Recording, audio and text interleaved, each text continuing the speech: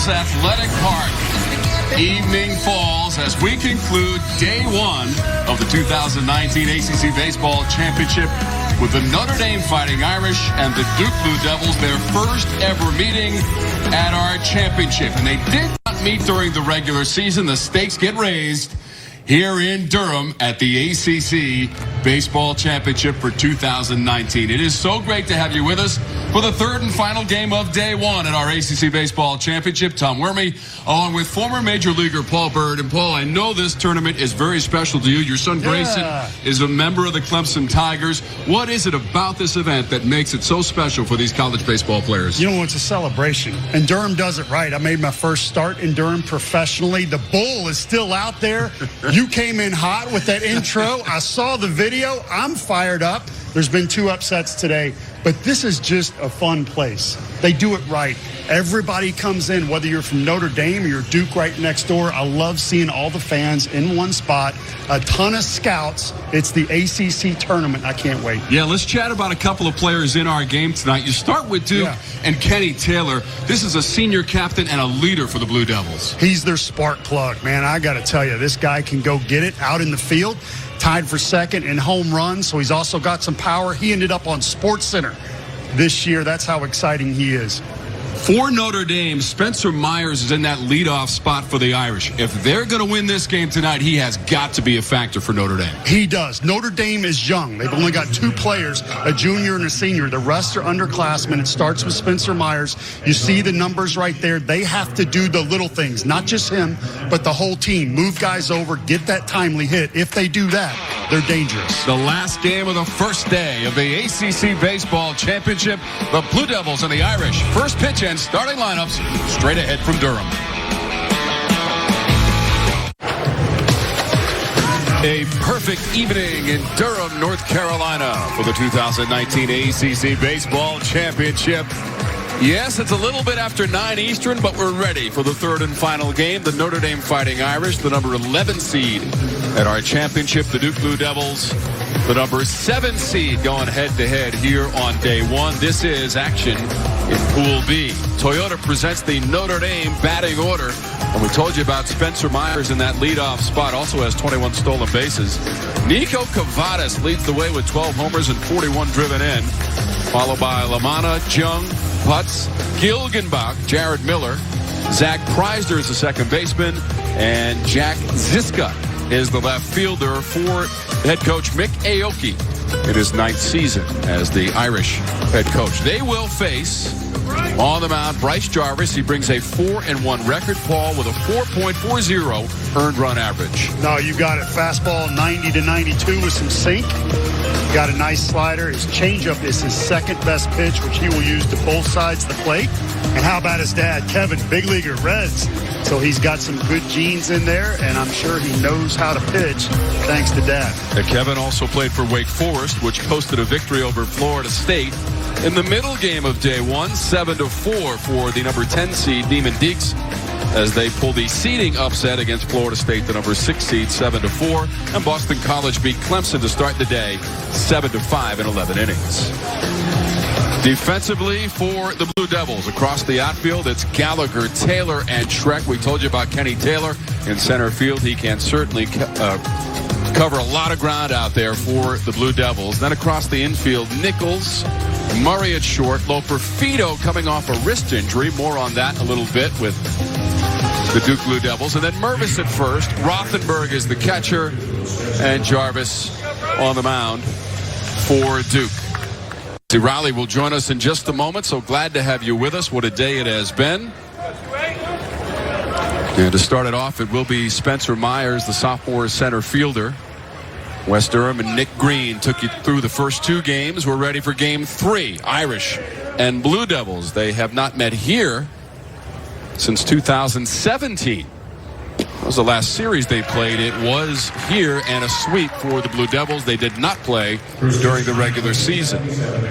Paul, first of all, I want the fashion update. What do you think of those uniforms and the Golden Dome helmets? I love them. I'm glad you mentioned that. This is in the air. Center field and Taylor barely has to move for out number 1 off the bat of Spencer Myers. when you start a game after 9 o'clock, they tell you, hey, you got to throw strikes. You know? That's what he did. Jarvis going right at him. I like to see that. And Rothenberg, the catcher, huge target at 6'4". He just squatted down. Gets really good reviews, strong arm, good receiver. Sophomore at third base, Nico Cavadas takes a hack at the first offering from Bryce Jarvis. Rattles the ceiling above the field here. Those 12 home runs lead the team. Also the 41 driven in for Cavadas. His team is 24-28 on the season. They went 13-17 in conference play. Those 12 home runs are the most home runs since Trey Mancini, now playing for the Orioles. This guy will swing hard. Yeah, that was back in 2012 for the Irish when Mancini set that mark. And now Jarvis ahead of the count, 1-2 with one down here at the top of the first. 264 is the average on the season for Cavadas. There's that slider that we talked about. Has some nice downward tilt versus the one that comes in on the side. That's one of the keys to him being on. That good slider that has downward tilt. Lefties can swing over it. Righties will also chase. That'll be strike three to Cavadas. Looking, 2 down.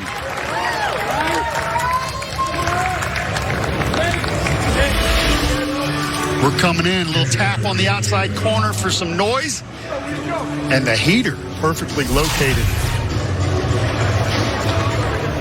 So Cavadas, who had homered in the last win of the season during the regular season at Boston College in that series, where they dropped the first two but won the third. He hit a two-run homer in that game. Goes down looking. This is down the right field line. It is a fair ball. LaManna thinking about 2. Schreck tries to dig it out of that corner. By the time he does, LaManna's at second base with a double.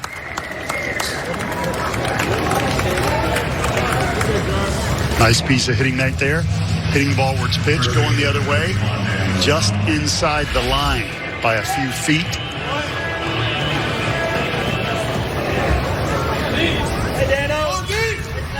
So LaManna trying to get something started with 2 down. The double is his 6th of the season. So a runner in scoring position with 2 out for Notre Dame, and Daniel Jung Jr. at first base for the Irish. Jung will spray the ball a little bit. Only 5 home runs on the year, but a good leader and one of the upperclassmen, a junior on this young Notre Dame team. Driven in 38 for the season.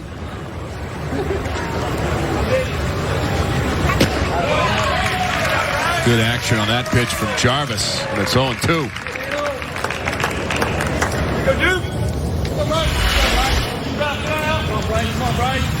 Nice little slider inside part of the plate from Jarvis. David Savage is calling the balls and strikes. 0-2 to Jung. Into center field.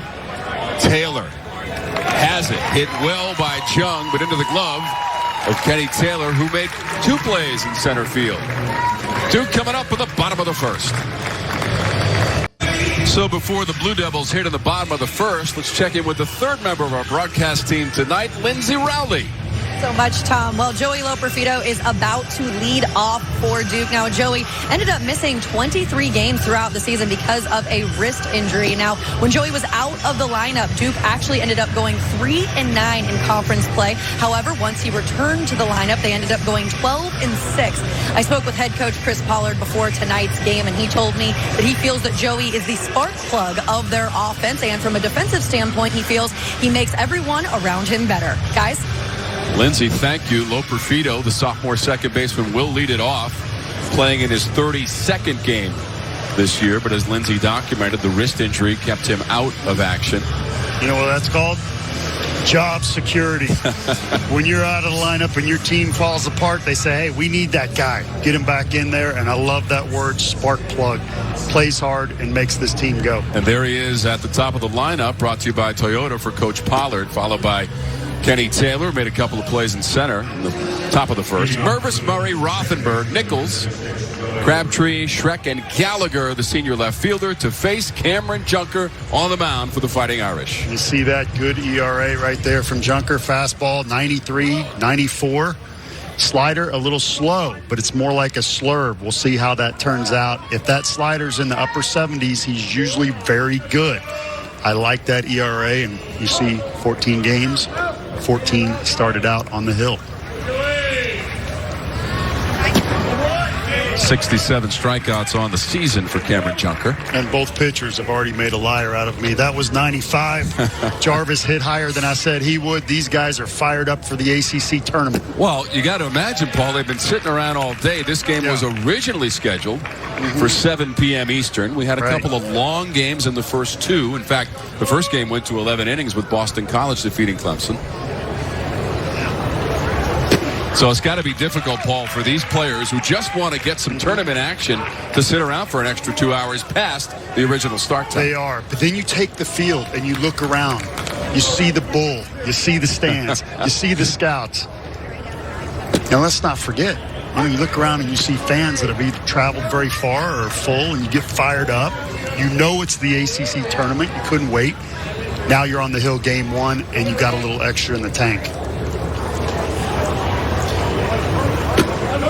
This is such an incredible setting for this championship as Loperfido draws the walk to lead off for the Blue Devils in the bottom of the first.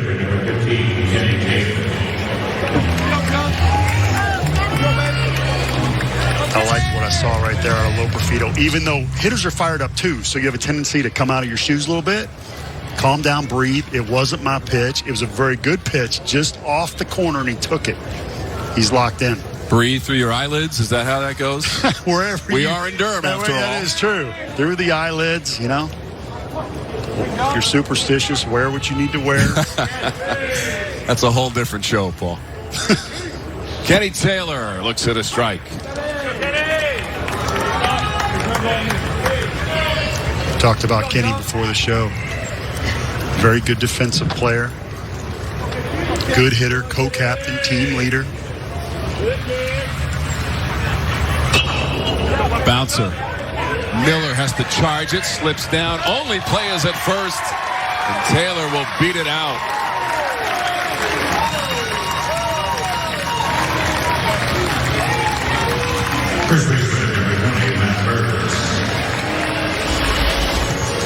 So this is a nice breaking ball down. Couldn't have been better. Taylor just slaps it on the ground and gets after it. This is ruled a hit. That would have been a tough play even if he hadn't stumbled. I think he would have had him, but again, no guarantees. Taylor can fly. 77th hit of the season. He was 5th in the conference in hits during the regular season, and there's a reason that he has that C on his uniform for the Blue Devils. First and second, nobody out. Matt Mervis Jr. at first base for the Blue Devils.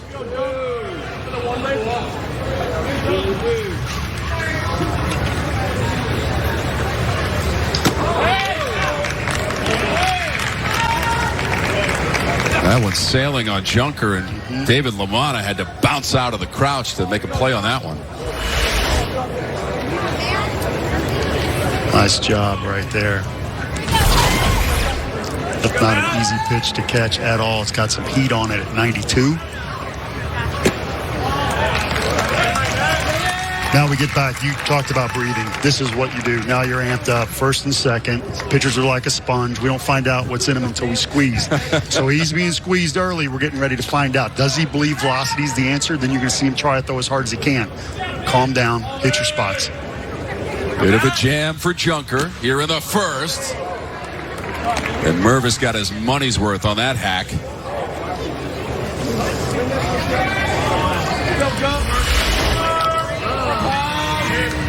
Little late. The head pulls. He's letting it eat. I don't mind that because of the count.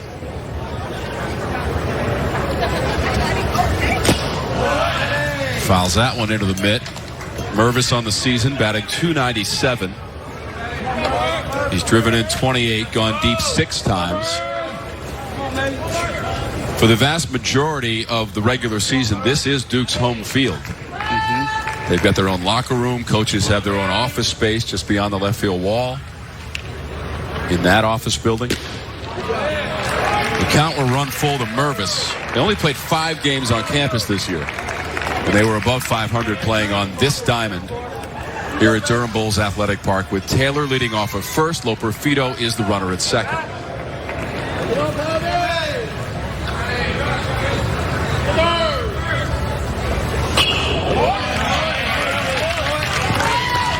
Junker's starting to settle in now. Now, Tom, I like his stretch mechanics better than the windup. The windup, he had 2 pauses before he delivered the ball.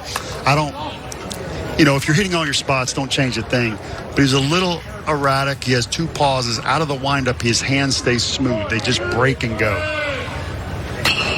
Down the line, but that is well fouled by Mervis.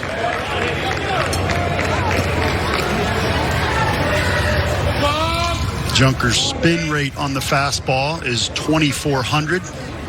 Major league average is 2,300, so he has some swing and miss in there. It's nice to see out of a young pitcher. This is the 8th pitch of the at-bat. Coming from Junker. Struck him out looking. Mervis thought he had a walk. David Savage thought otherwise. Junker, nice job settling down. He was a little wild early. Slips. That pitch is at the knees for me. Nice frame. I will say it's too close to take. Great pitch.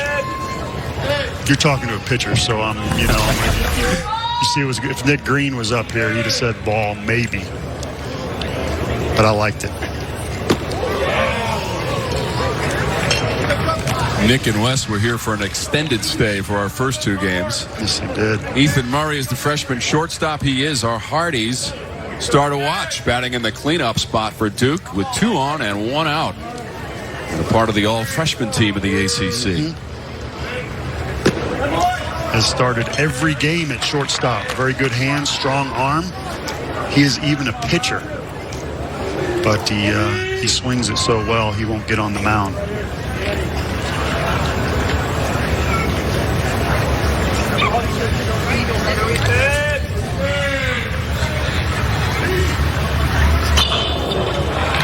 Foul straight back.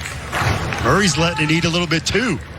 Average of 317. He is a great story. Started out hitting 7th or 8th in this lineup and has worked his way up. When you can field and you have a strong arm at a premier position like shortstop, and you can hit 317 and 5 home runs, you're special.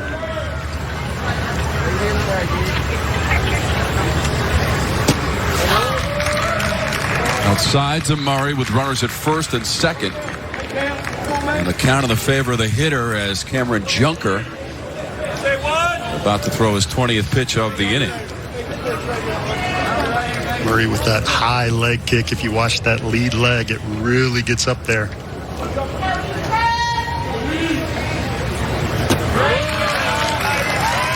Second walk of the inning issued by Cameron Junker, who walked the leadoff hitter, Loperfido, and now the bases are loaded for Duke.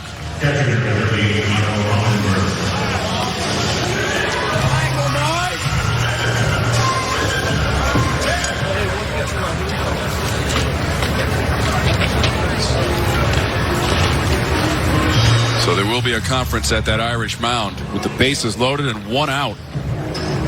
And a couple of walks given up by Cameron Junker.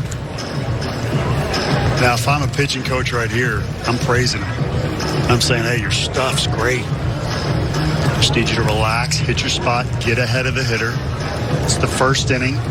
General rule of thumb, if you're a pitcher that has 3 or 4 pitches, it's hard to settle in sometimes. You mentioned the wait around. So calm down, hit your spots, but you don't want to go out and say anything negative. You don't want to go out and say you can't walk a guy here, because then the pitcher starts pitching not to lose instead of on the attack to win. So I'm going to talk about how good his stuff is. I'm going to say, calm down. I'm just giving you a little break. Let's hit our spots. So Junker in a jam here in the first.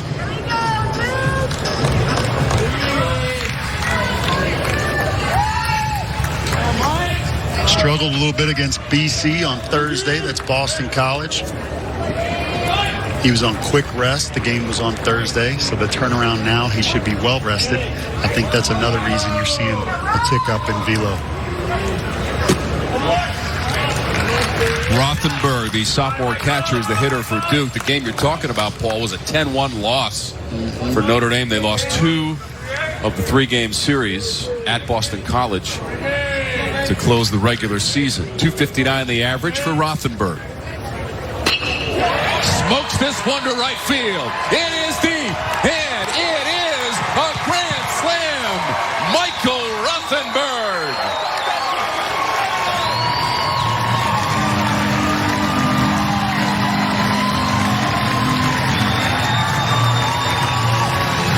Well, the bull is blowing smoke. The eyes were red. 10th home run for Rothenberg on the season. He can run into one. He is a big dude. And he let it eat early. That was a tremendous swing. He had one thing he was thinking.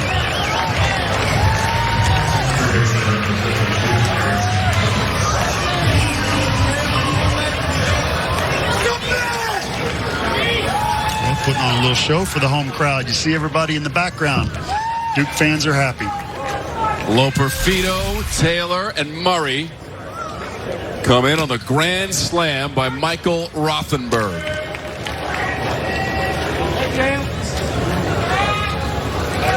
That is the 3rd grand slam of the season for the Blue Devils. The last one coming on March 10th. But that has given Duke a 4-0 lead in the bottom of the first. And there was no doubt about that shot off the bat of Michael Rothenberg.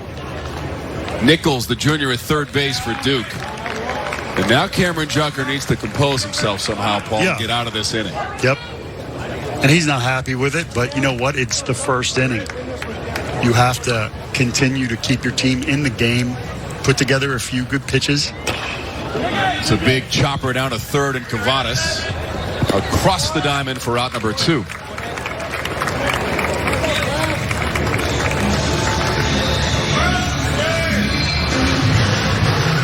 So the Blue Devils this season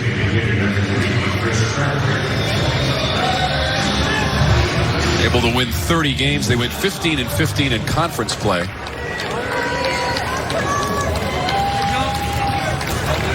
And pretty good when they get on the board first, 21-6. And that's exactly what they have done against the Fighting Irish. Again, this is the first meeting between the teams this season. And the big blast for Coach Pollard coming off the bat of Michael Rothenberg, the sophomore catcher. And as Paul mentioned, home run number 10 this season. And his RBI total now, Paul, quickly up to 47 for the year for Rothenberg. There's Chris Crabtree. Rothenberg also a catcher, premier defensive position. Big target, soft hands.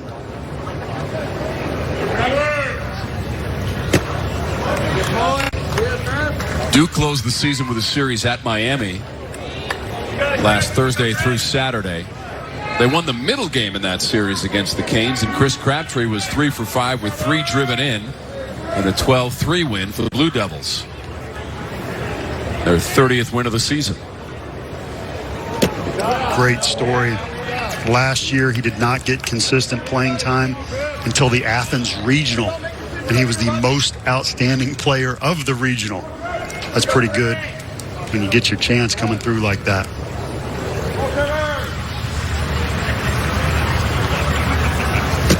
Pitch number 31 of the inning, and Crabtree waves at that one. Second strikeout of the inning for Cameron Junker. But, Paul, how about Michael Rothenberg?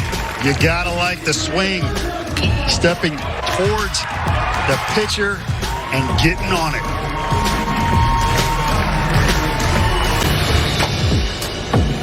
The 2019 ACC Baseball Championship is brought to you by Bojangles' famous chicken and biscuits. It's bow time. Hit the bull, win steak. Hit the grass. The salad's not bad either. You know, I don't know. big tomatoes, sizes of volleyballs. You never know. That's Big true. salad.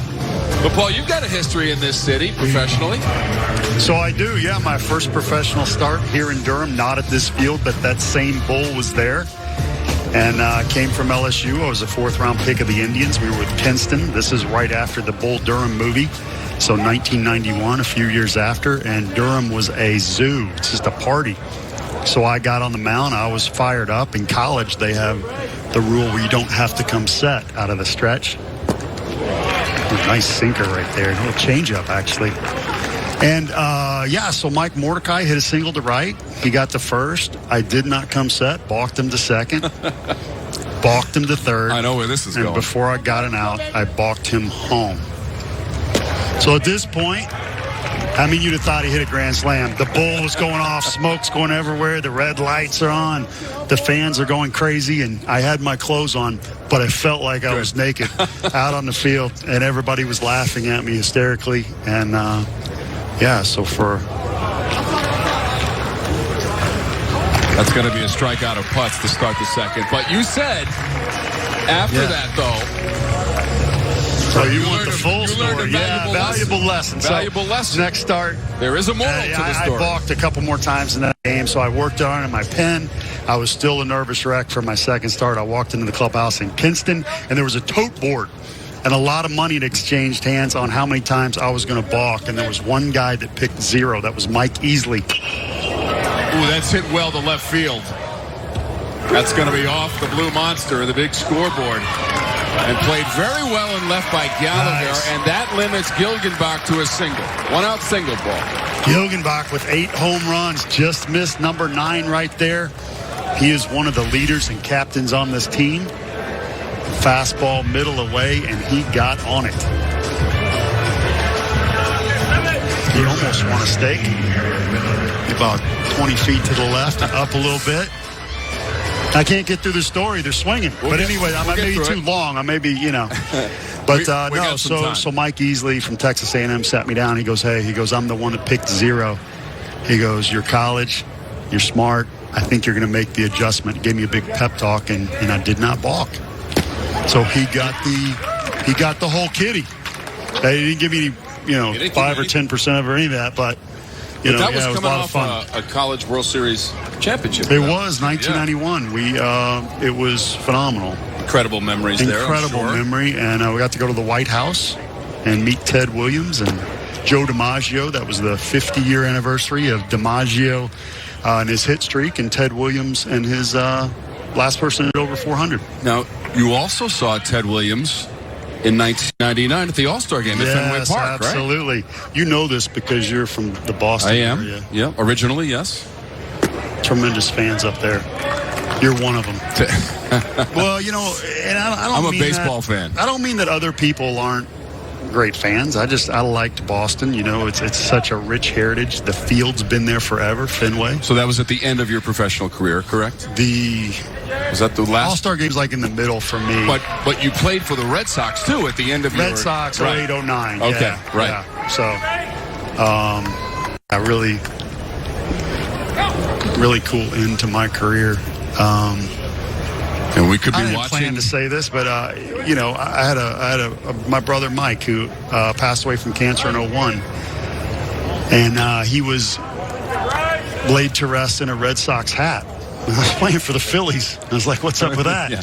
And when I was with the Indians in 08, they called me in the office and they said, "You got traded." And I said, "To who?" And they said, "You're going to Boston, the Red Sox." And I said, "I know why." Yeah. Yeah, it was a really cool moment. That is. So I got to finish my career in Boston, and passionate sports fans, and had a great time. Hit well down the line. This ball is fair. Miller's on his way to second. Gilgenbach to third. And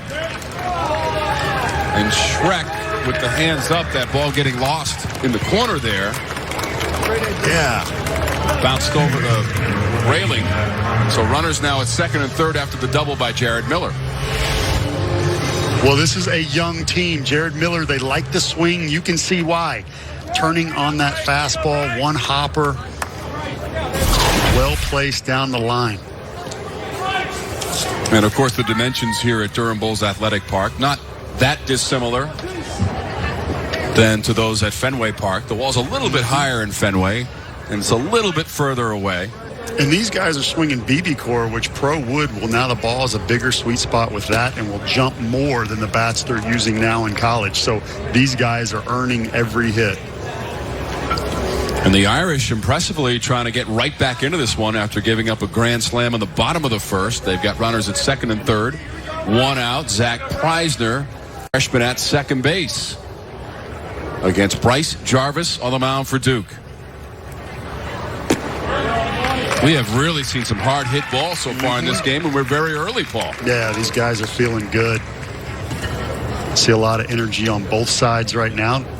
Duke scoring 4. You know, Notre Dame could lay down right here, but they're showing the fight.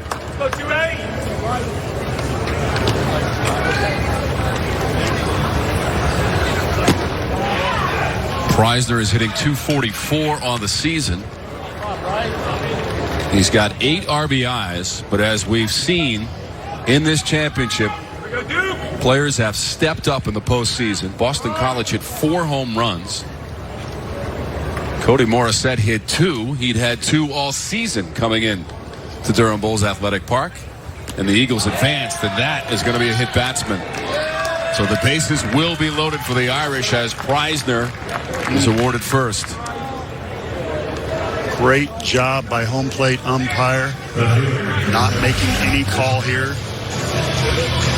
You see he turns. Sometimes I've seen in college baseball this year where the umpire interprets that as not getting out of the way. Great call. Preisner simply turned to protect himself, and we got bases loaded with 1 out. So Preisner is at first after being hit by the pitch. Jarvis struck out putts to lead off the inning, but bases are loaded for Ziska. Jarvis snaps the off-speed over for a strike. Jack Ziska, freshman in left field. That's one of the things Coach talked about.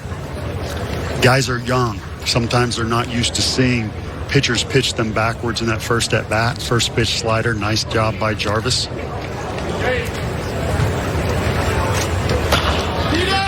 That is a cue shot off the end of the bat. Rolls down to first, and Mervis steps on the bag, but a run is in as Gilgenbach comes in from third.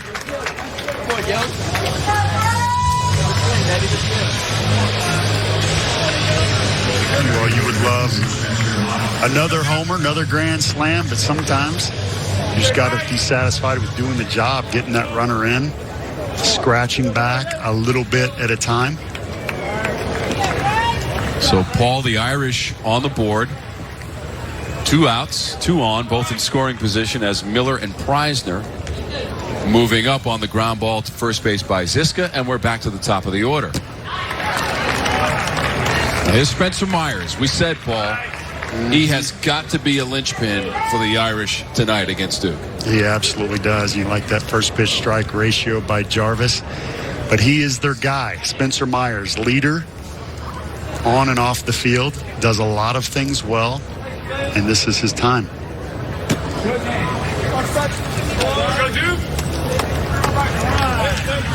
Myers is 0 for 1. Fly ball to center field, and Kenny Taylor in the first to lead off the ball game. And the average dropping 1 percentage point down to 299 for Myers.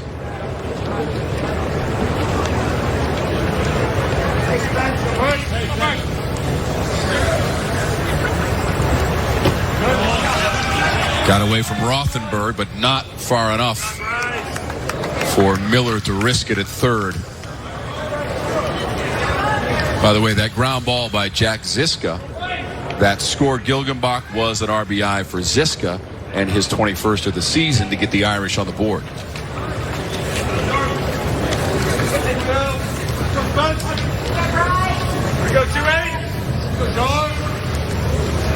This will be the 20th pitch of the inning for Bryce Jarvis. Good changeup right there. Behind in the count, 2-1. Looks like a fastball outside of the plate, and it just tails away at the last second.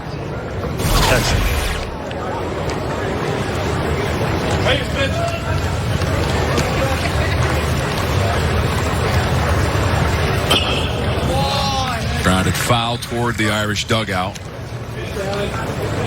They are looking for the luck of the Irish tonight as they face Bryce Jarvis with the complete green from collar to shoe top and the golden helmets.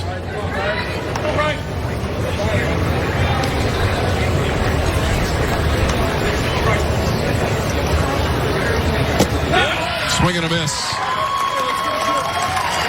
That'll end the inning. Excellent changeup again. Third strikeout of the game for Bryce Jarvis. And Notre Dame will leave a couple on the base paths. They break through with their first run of the game. We're headed to the bottom of the second. 1 lead over the Fighting Irish. Just got on the board with a run in their half of the second inning. We are playing in Pool B. Here are some results from earlier today. Boston College and Clemson in Pool A. And Paul, I know that one. You were certainly an interested spectator in that one, although the Tigers come out on the short end of that one. That's right. My son had a tough day. Clemson, tied it up. Long ball game, extra innings, came up just a little bit short. Congrats to Boston College. They played well. First win at the championship for BC since 2010, and then Wake defeating Florida State 7-4 in the second game of the day.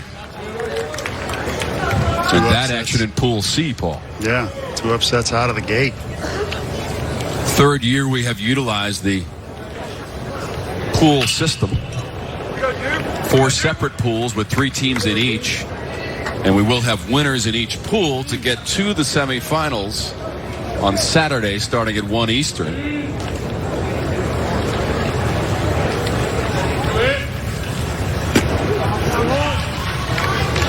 Hitters 8, 9, and 1 scheduled to face Cameron Junker. This is R.J. Schreck, freshman in right field.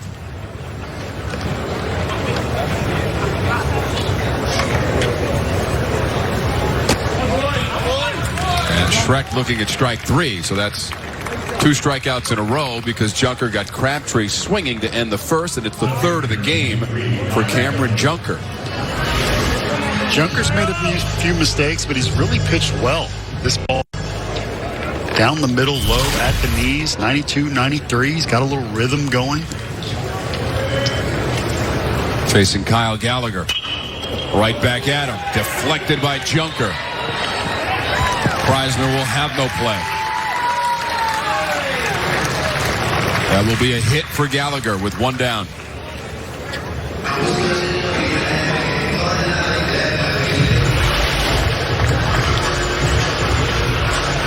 Little hesitation there, fell off to the left just a hair. I know he wishes that he would have had that back. Sometimes when you fall off to the left, and a lot of big league pitchers do, it's hard to field that ball when your body's turned a little bit. Back to the top of the order for the Duke Blue Devils and Joey Loperfido. Sophomore second baseman walked and scored on the grand slam by Michael Rothenberg.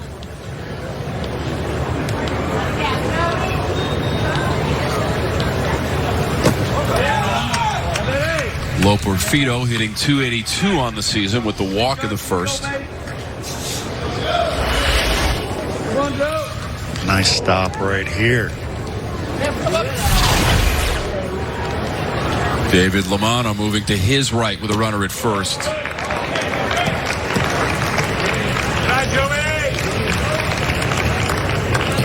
Very unusual. Loperfido, freshman All-American at first base last year. You see the height. It's unusual to see a first baseman move over to second base, but that's what he's done. Good athlete. Leading hitter on the team last year at .315, Loperfido has drawn his second walk in as many innings. And that is the third walk issued by Cameron Junker. So far, the 2 previous walks have scored. And Loperfido and Murray on the grand slam by Rothenberg. There's Mick Aoki getting some info from the umpire. So now runners at first and second for Duke. Coach Aoki is in his 9th season. Was also the head coach at Boston College from 07 to 2010. Another Boston guy. Grew up outside of Boston. 1987, as a freshman, he was in the dorm when Mookie Wilson hit a ground ball to Bill Buckner. Gosh. Broke his heart. I don't want to bring that up. You have a lot of energy going right now. I hope I didn't take it away. I know the call. Just listen. I appreciate the call. Yeah, the last 15 years have been really good for you. Yes, they have. In all sports, for that matter. There you go. I just like to see competitive baseball. Competitive sports. I'm a fan. Taylor. That'll come out of play up on the roof. But I'm a big fan of Coach Mick. He's, you see the Singleton scored in the first from Kenny Taylor. But he had a cool story saying he learned so much about baseball from George Greer, who had 40 years in the Cardinals organization. And when he was at Davidson, he coached him. And he said from New England, in the mid-'80s, he said, it was hockey. There was other things, basketball. And you see the strikeout right there by Junker. Fourth of the game for Cameron Junker. Coach Aoki was born in Yokohama, Japan, and then grew up, as you said, Paul, in Plymouth, Massachusetts. Was also the head coach at Columbia, played at Davidson, just north of Charlotte. That's it. He said he couldn't skate, so he wasn't very good at hockey. And it's hard to believe that someone from Massachusetts couldn't skate, but yeah, sure he tried it. They said someone in his neighborhood went to build a swimming pool and didn't get a permit. So they turned that into the neighborhood sand lot. It was built in, and that was how he learned how to play baseball. Okay. But he didn't understand the game until he got to Davidson. And again, Coach Greer built into him. So I like that. And he loves multi-sport athletes. Says kids specialize too soon now. So he likes to recruit and grab kids that play multi-sports because he said it builds their competitiveness. And he likes that.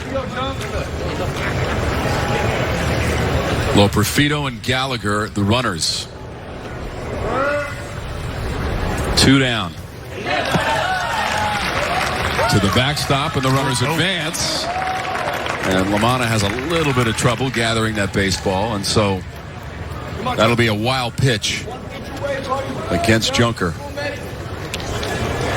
So now Gallagher's up to third. Loperfido is at second. Ball skipping early. LaManna just came up on it versus dropping down to put that chest in front of it. So now with 2 outs and a 3-0 count, Matt Mervis, who looked at strike 3 in the first inning, has a chance with runners in scoring position, and the Blue Devils up 4-1. That one glances off the mitt of LaManna. Will 2 runs score? Here comes the runner, and 2 come in.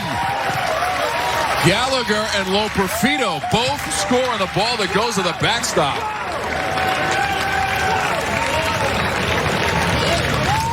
Tough play right there from LaManna. He turns and cannot find the ball. The ball had an unusual kick down the first base line.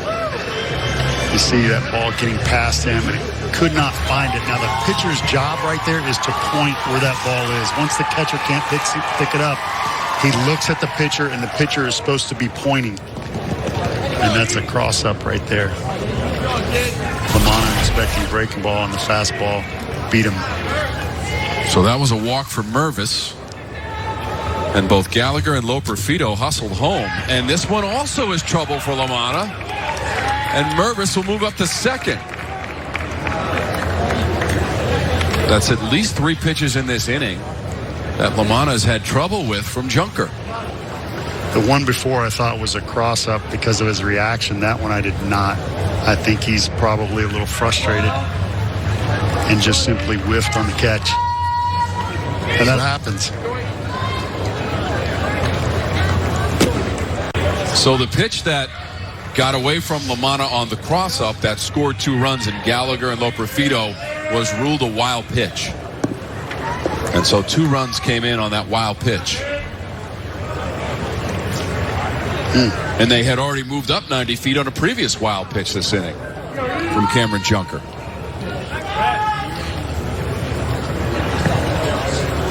So Mervis has moved up to second base. Ethan Murray, the freshman shortstop, is the hitter against Cameron Junker, who brings a 3-4 record into this game. Murray walked and scored on the grand slam in the first.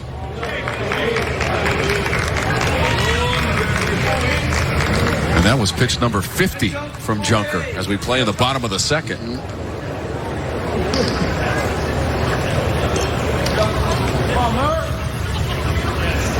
Stuff has been good. Command has been off at times.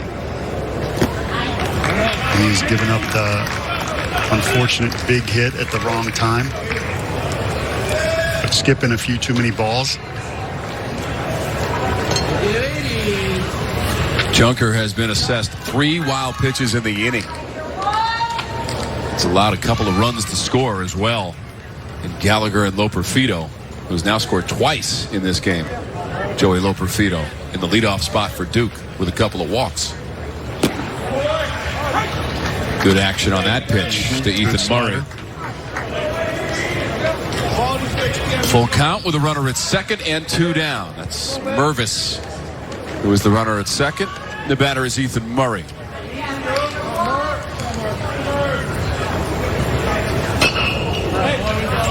Preserving the at-bat, bouncing that one into the stands. The folks here at Durham Bulls Athletic Park have enjoyed a day full of outstanding college baseball in the Atlantic Coast Conference. The 46th all-time ACC Baseball Championship.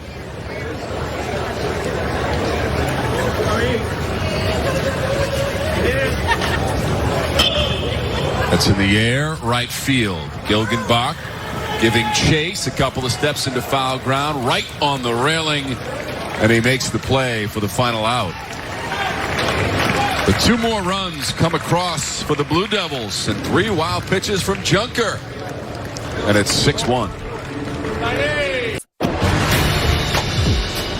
The 2019 ACC Baseball Championship is brought to you by Hardee's, because it tastes better.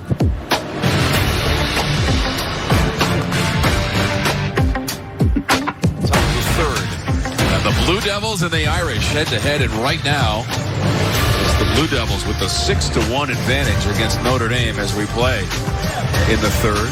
Perfect evening for college baseball in the ACC as we approach 10 o'clock on the Eastern Seaboard.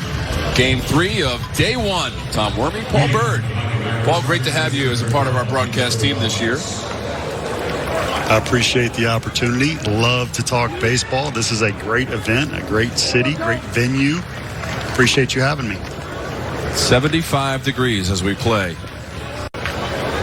here in the third. Bryce Jarvis is on the mound to face Nico Cavadas, sophomore third base, who looked at strike 3 in the first.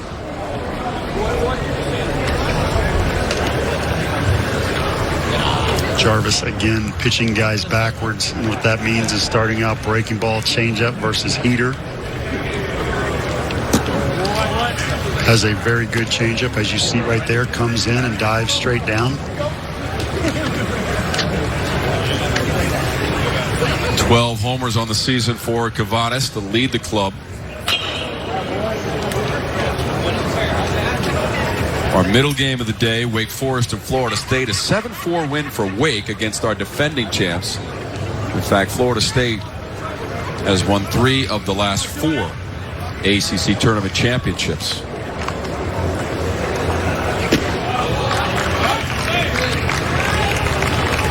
Again, behind in the count 2-1. Instead of throwing the fastball with a 6-1 lead, he throws the slider.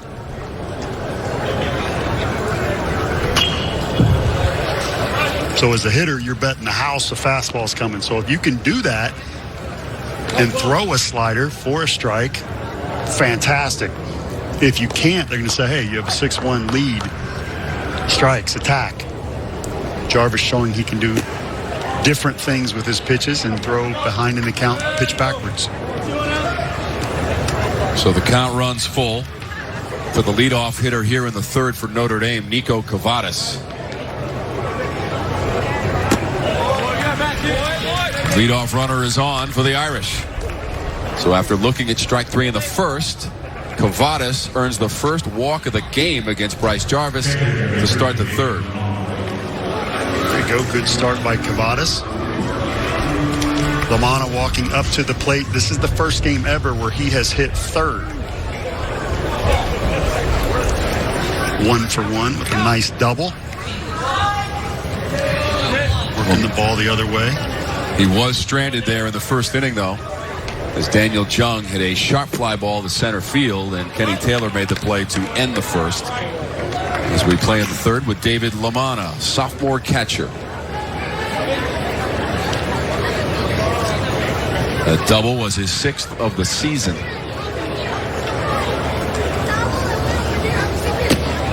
Cavadas just 2 for 3 in stolen base attempts this year. He's the runner at first. For me, I'd like to apologize to all vegetarians, but you eat an elephant one bite at a time. And to get back in this game, you don't try to hit a 2-run homer here. You try to get to first base. Keep the line moving. You don't worry about the score. You worry about the next pitch. You worry about doing what you have to do to get to first base, and the rest will take care of itself. It's the 3rd inning. It's not the 9th. Try to chip away.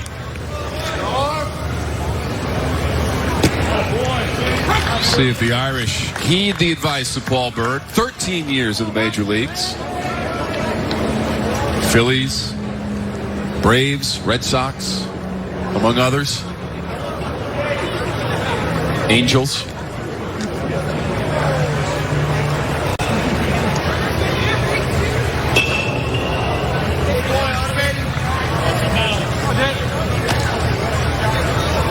Tenth time we're here at Durham Bulls Athletic Park for this championship. And the 12th time we've been to this glorious city of Durham to contest our championship. 7th time in the last 11 years that we have converged here in Durham for this championship.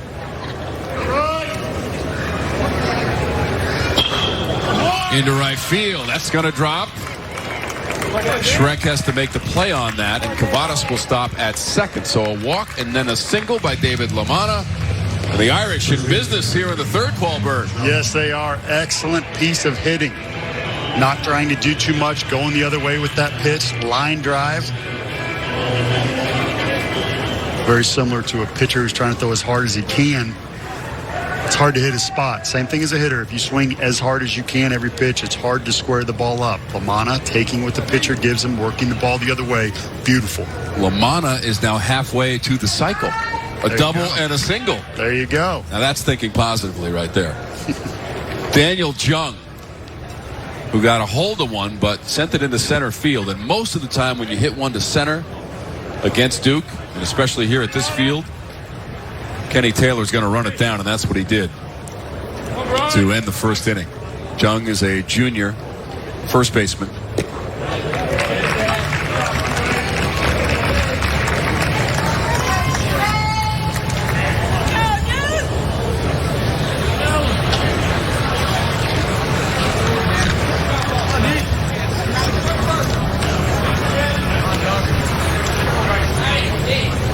Bryce Jarvis, the sophomore, deals to Jung.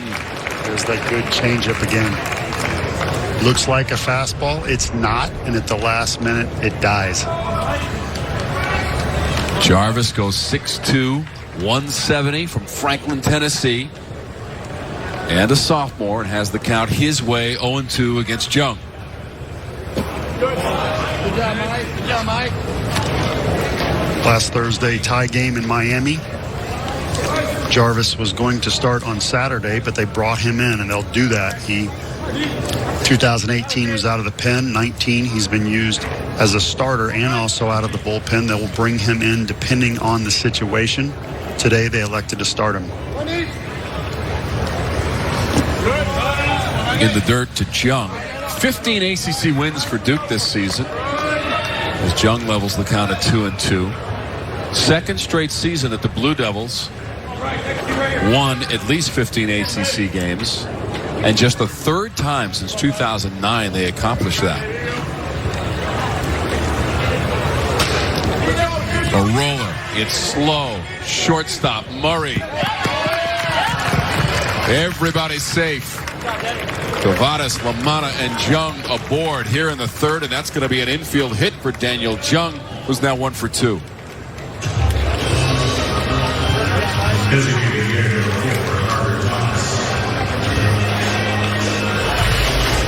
Baseball, like real estate, all about location. Off the end of the bat. There was nothing that Murray could have done on that play. Perfect throw would not have gotten him. A hit in the box score for Daniel Jung, and the bases are loaded. And now Carter Putz has a chance. Freshman designated hitter. He struck out swinging to lead off the second inning. 3 strikeouts in the game for Bryce Jarvis, and the average down to 265 for Putz. Notre Dame really believes in this guy. He had a great fall, tremendous. Started out hitting third at times. Rothenberg has to move to his right to smother that one with the bases full.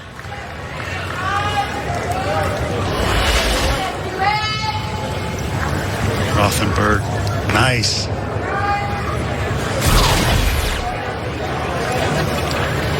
He's got an earpiece like us. He's in communication with someone. Yeah. Probably in that dugout, in all likelihood.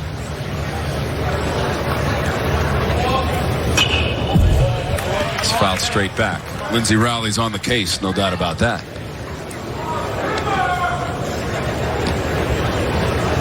By the way, you talk about long work days. Lindsey going the distance all the way through Saturday in our semifinals on your regional sports network. I saw her chugging coffee up in the booth, eating bananas. This is hit in the air. Right center. Taylor going back. It's going to be Schreck to make the play. The runner from third will tag, and Kavadas comes in with a run for the Irish. So a sac fly to right for Putz to drive in Kavadas to make it 6-2. Nice piece of hitting right there. You got the sac fly. You also moved the runner from second to third. That ball was well struck. Way to do your job. And I'm proud of Notre Dame fighting back again. They are down. They did get off to a rough start, but they are answering when Duke scores runs. They're putting together good at-bats off a very good Duke pitcher, in my opinion.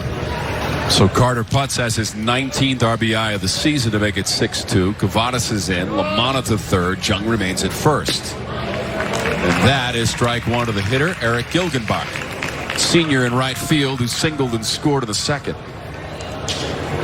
Now, Gilgenbach has that low average. He struggles with breaking ball. Hits fastballs very well. He's the team captain. That's why you're seeing breaking balls right now. They're not going to take a chance. He hit a heater with his first at-bat. Jarvis not taking any chances here. If he throws a fastball, it would be a waste pitch. 8 home runs on the season for Gilgenbach.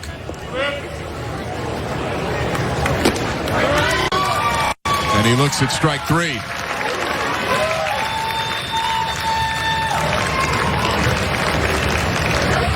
Another slider from Jarvis. Pitched perfectly.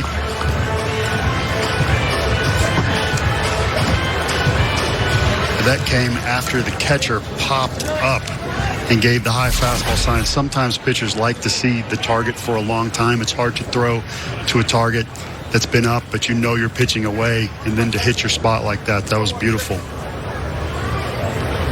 Strikeout number 4 in the game for Bryce Jarvis. And he delivers another strike to Jared Miller. So now 2 down for the Irish, who had the bases loaded. A sacrifice fly from Carter Putz has scored the run in this inning as Kavadas came in from third. But there is a chance now for Jarvis to limit the damage as he faces Jared Miller. Rothenberg has been receiving well tonight. He's been bouncing, touching the ground. He's been given the high target, moving in and out. Very athletic, very active.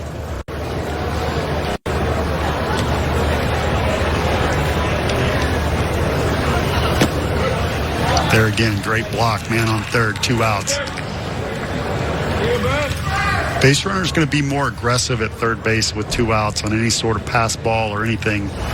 So it becomes magnified, and Rothenberg again with a nice block. Miller has one of the 5 hits for Notre Dame in this game. It was a double in the second inning. And now it's 2-2 with 2 down and runners at the corners.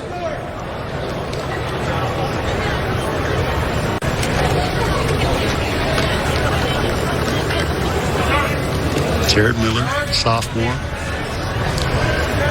You see, he will throw at least 30 pitches this inning. That's a lot. Important inning after your team scored you 2.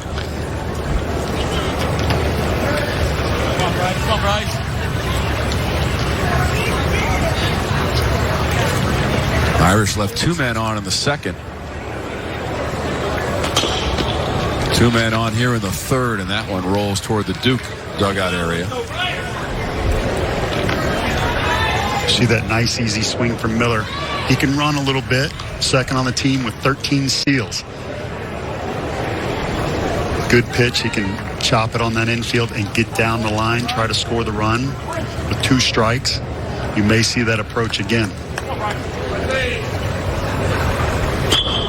Hit to center field. Kenny Taylor is under it. Has room and makes the play. So a fly ball to Taylor in center field ends the inning for the Irish. They push one across and trail 6-2. Blue Devils have a 6-2 lead as we play in the bottom of the third. One of those 3 hits by the Blue Devils off the bat of Michael Rothenberg, and there was no doubt about it. A grand slam, Paul, in the first. The big man, 6'4". Getting into it, and you can see a little thump on the chest, the shout out above, the high fives, getting this team started with 4 in the first inning. That's his 10th home run on the season.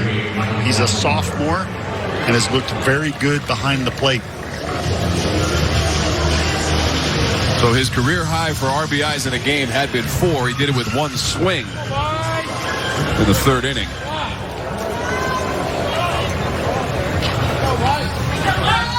So Rothenberg, as you mentioned, who goes 6'3", 210. Facing Cameron Junker, 6'5", 220 on the mound. And that was the first grand slam of his career for Rothenberg. If you watch his front foot when it lands, he lands very closed. And what I mean by that is you will see his lead foot land in the front corner of that box. That's unusual. And so a fastball in or a slider in can really tie him up, but he can get to the ball away. So once you hit a grand slam in a game, Paul, I can only imagine something like that elevates your confidence level as to where when you step in the box, you feel you're going to square up anything that's thrown. Absolutely. You've already had a great night. The rest is gravy. So now he's got a grand slam and a walk leading off the third. Now he's showing plate discipline. You know what else, Wormy? He's 3 for 3 in steals. You're not supposed to be 100% as a catcher. What's going on around here? So that is the second time in the game that the Blue Devils have had the leadoff hitter aboard. Loperfido led off the bottom of the first with a walk, and he scored on the grand slam by Rothenberg. So now Cameron Junker will face Erickson Nichols, Jr. at third base. There's also that comfort factor in these confines for the Blue Devils. As we mentioned, this is where they play the vast majority of their home games, and they went 18-14 overall at home and played 5 games on campus at Coombs Field. The rest right here at Durham Bulls Athletic Park. Of course, the Blue Devils not playing their best baseball record-wise coming into this championship in their last 10 games, just 2-8. But they've come out swinging here with the grand slam from Rothenberg. Maybe some help, too, from Junker with the 3 wild pitches in the previous inning. And he's got to shake that off as well, Paul, on the mound for the Irish. He does, and his command has been better this year. His stuff has always been good. But struggling with command tonight, you saw the numbers that we put up. More balls than strikes by just a bit. But really, it's been the timely hit. Duke only has 3 hits. Notre Dame has 5. And it's been the wrong hit at the wrong time. So a strikeout for Junker as Nichols could not hold up. And that's the 5th strikeout of the game for Cameron Junker. Good slider down. Spin rate on the slider is 2370. It's very good.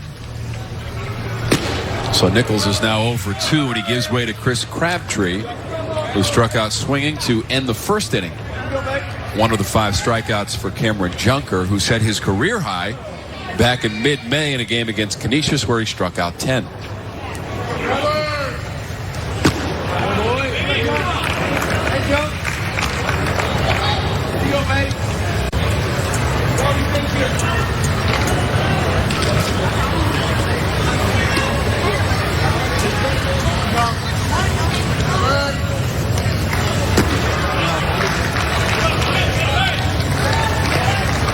Action in Pool B. The other team in this pool is the number 2 seed Georgia Tech. The Yellow Jackets will see the field tomorrow, middle game, and they'll take on the Fighting Irish. Georgia Tech with an incredible offense this year, and congrats to Coach Danny Hall, who was ACC Coach of the Year. Well deserved. Way to go, Danny. Yellow Jackets picked 5th in their division preseason. I think that's why you get Coach of the Year. You know, it's not always the team that's the number 1 seed. It's when your team does something that wasn't expected. You work through injuries. You get guys gelling together. And Danny has done a good job of that all year long.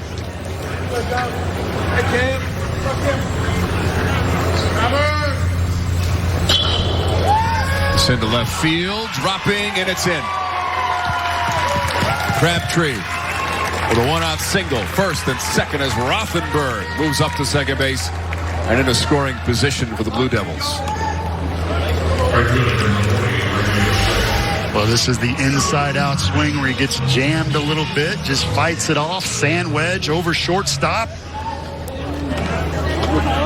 As a pitcher, you don't lose any confidence there. You tip your cap and try to get the next guy out.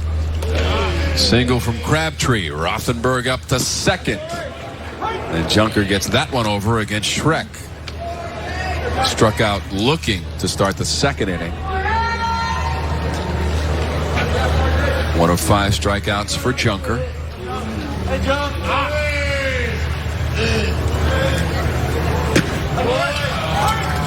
Now, Schreck is a freshman. You're going to see the low average. He struggled in the fall, but he's really improved late. He got a chance against Virginia and did very well, put together some good at-bats, and he competes well.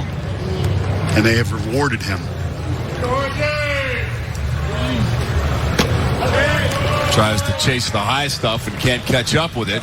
Strikeout number 6 for Cameron Junker. And the second time he's got Schreck. So in Pool B, Duke and Notre Dame part of it. This pool breakdown brought to you by Bojangles. Georgia Tech scheduled for 3 o'clock.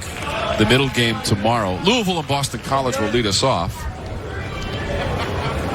And then you saw the action Friday also coming up as that one gets away from Junker, and LaManna showing off the leaping ability.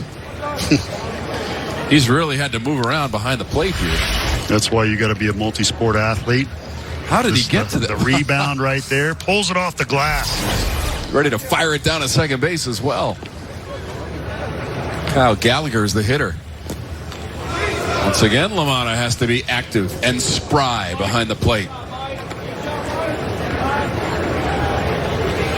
Again, Junker with great stuff. Command is off right now, and LaManna now has to be a hockey goalie and block it up. He's missed a ball or two tonight, but he's also made some really nice blocks. That's tough as a catcher when the ball's 3 to 4 feet off. One's up, one's down, one's up, one's down. That's not easy. Rothenberg, the runner, at second. Also had to backhand that one out of the dirt. Hey, wait, we got it, Mike. Come on, Cam. Hey, go right through.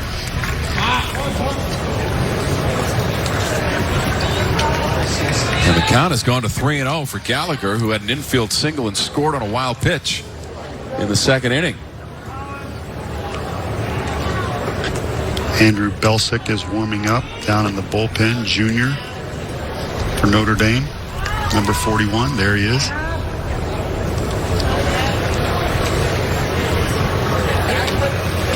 you go, Gelly. Come, Gelly.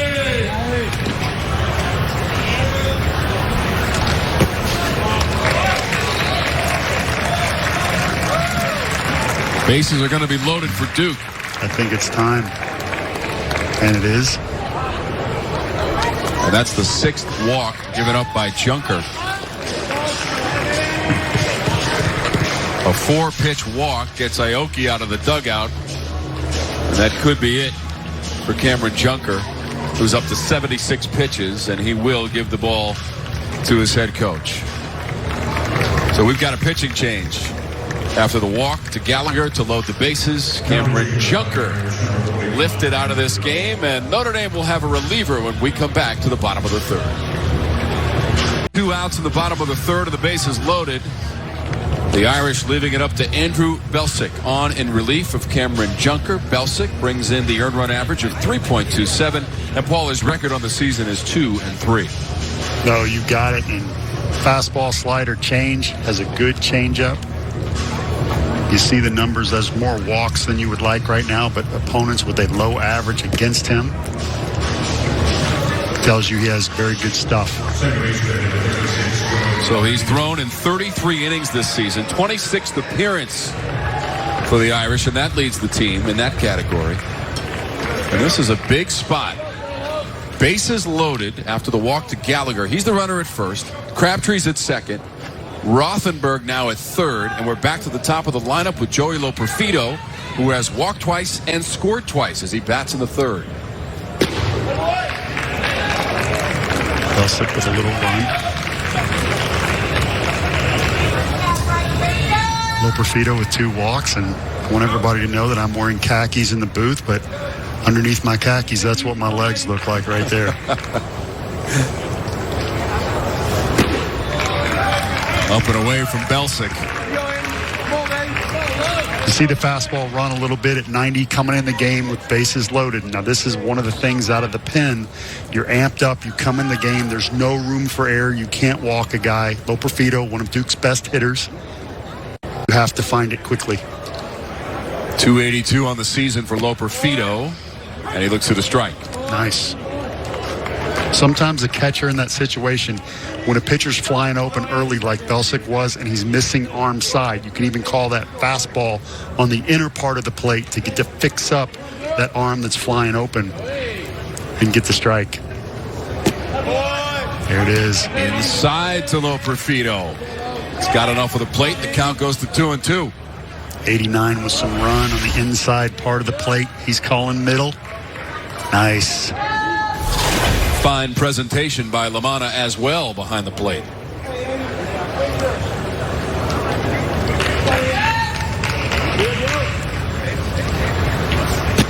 Belsick puts out the fire in the 3rd. With a little emotion too, Tom.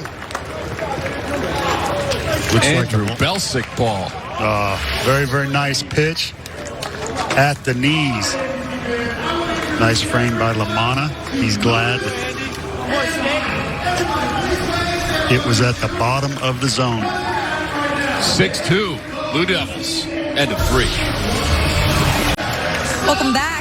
Duke leading Notre Dame in the 4th. I'm Lindsay Rowley, and now I'm joined by Duke's Chris Pollard. Coach, Michael Rothenberg hits a grand slam in the 1st inning. How much do you feel that 1st inning affected confidence as this game has progressed at the plate? Yeah, I thought we had a great approach in the 1st. We were really patient. We hit in a small zone, and then Mike came up ready to hit. Got a good pitch and did damage with it. Bryce Jarvis has given up 2 runs. What are you talking to him about in order to maintain this lead? Yeah, I think he just needs to keep pitching to contact. Notre Dame's put some good swings on him so far, but he's executed all 3 pitches in the zone, and he just needs to keep hunting and getting quick outs. Thanks so much, Coach. Thanks. Guys.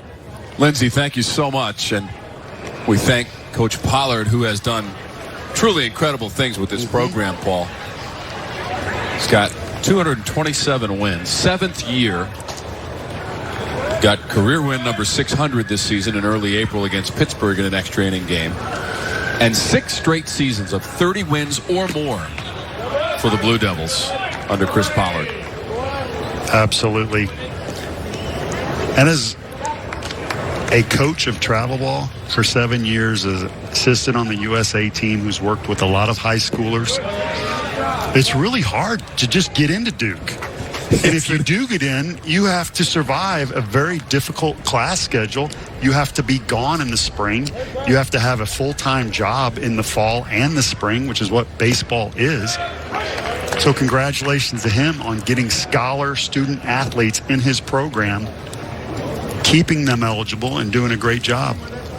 And of course, the great thing about this conference is that all of the institutions represented in the conference keep a very high academic standard as well as athletics, as that one is a ringing single in the center field by Preisner to lead off the 4th for the Irish. Preisner, nice job hitting the ball up the middle. Again, Notre Dame responding with the bats. Early pressure on Jarvis. I have to say this since we're talking about the Duke coaching staff. My buddy Josh Jordan is their recruiting coordinator, coaches first. You know why I know he's a good recruiter? I think you're going to tell me. Are you ready? I'm ready. His wife, Erica, is really pretty. She's a couple inches taller than him. She's the best athlete in the family. He says triple jump, long jump. Yeah. And ran the 4x4 for Jamestown College in North Dakota. Wow. Yeah. Jamestown. That is some research. Yeah. Jamestown, North Dakota. That's the hometown of Darren Erstad, my first baseman on the Angels. Shout out to Stad. One of the best players I've ever played with. Only guy to win a Gold Glove in the infield and outfield. So, anyways, he recruited some of my players, and I said, hey, you know, he must be a really good talker. And he just laughed. So thanks for letting me share that, Coach. I approved that before the game. So I hope so, yes. Yes, absolutely. But that's, you know, there he is. Associate head coach, played at Catawba. Both of our head coaches in our game played at Davidson. Yeah. Aoki and Pollard, both at Davidson College, just north of Metro Charlotte. Oof. Rothenberg got the worst of that one. Does not feel good. Rattles the cage a little bit there, but he shakes it off. How about the night he's having? Yeah. Atlanta, go ahead. If you're just joining us, Paul, the catcher for Duke hit a grand slam in the first inning. Michael Rothenberg, his first of his career for the sophomore. Also had a walk in the 3rd to lead off that inning. Tyler Flowers, catcher for the Atlanta Braves, has a mask that has springs on the front of the guard right there. And I expect soon all catchers to go to that mask, because when it hits, that's one of the hardest things catchers go through, is the foul tip off the head. Not easy at all. A little bit of a shock absorption, sounds like, yeah, in the science involved. It's not the blocks or the foul tips off the leg or things like that, and those hurt. But those don't give you concussions. And as a catcher, when you take a foul tip, it's not easy to recover from. You're shaking up a little bit, no matter how much padding you have on that. Ziska, left center. Taylor's over there and makes the catch in stride. I don't think that play was as easy as Kenny Taylor made it look, Paul. No, he's got some good wheels. He can do it all. Very complete player, first team ACC. Another leader on this Duke team, and he's just cruising. We talked about it, got on SportsCenter earlier for his defense. That's the 4th play he's made in this game, manning his center field position. And we recycle to the top of the order for the Notre Dame Fighting Irish and Spencer Myers. He is 0 for 2. At bats in the 1st and 2nd inning. Fly ball in the 1st and a strikeout swinging against Bryce Jarvis. And that ended the 2nd inning.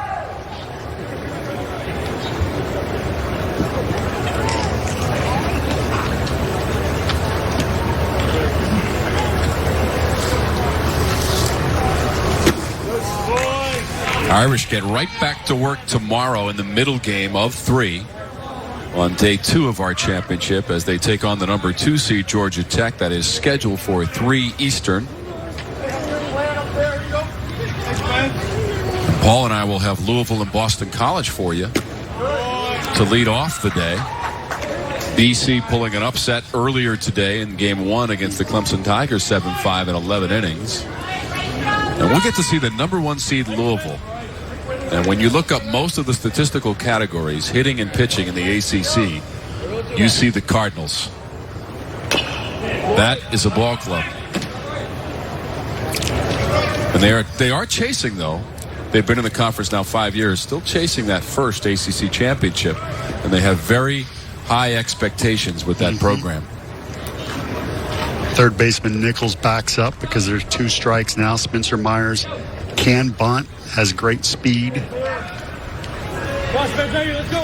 But with 2 strikes, we don't expect that. And I like that too, because when you can do different things and you can bunt, you can draw that third baseman in, that opens up the field. If you can go the other way, it gives you options. Your average goes up.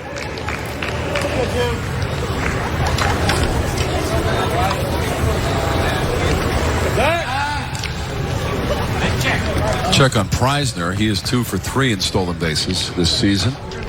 Preisner singled to lead off the inning, 2nd straight inning that the Irish got the leadoff hitter aboard. Kavadas walked and scored in the 3rd to make it 6-2. Full count to Myers. Slashes that one towards Nichols, who can't handle it. And Preisner, who was on the move, hit 2nd and kept on going. Runners at the corners, Paul, with 1 down for the Fighting Irish. The Fighting Irish. They're fighting. You got to love that hit to third base by Myers. That ball had a little bit on it. Third base, you do or you don't, you will or you won't. You just react, and this ball was a tougher play with a little kick right there than it looked. Well struck. Nichols charged with the error at 3rd. Was a sharply hit ball. Was not an easy play at all. It was struck well. It had some English to it.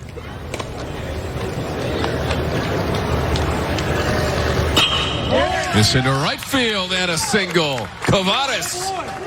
It's going to be an RBI single all the way to 3rd. Myers. So Kavadas with the RBI, and now it's 6-3. Well, Kavadas has 12 home runs on the year, and you saw the shift on right there, and he smoked that ball, beating the shift. So Preisner came in to score on the single by Kavadas to right field. That's now 42 driven in on the season, Paul, and that leads the team. Yeah, there's the shift, and you see he smoked that ball. He's a big man. Does not get cheated in the weight room. 6 feet, 240 from Granger, Indiana.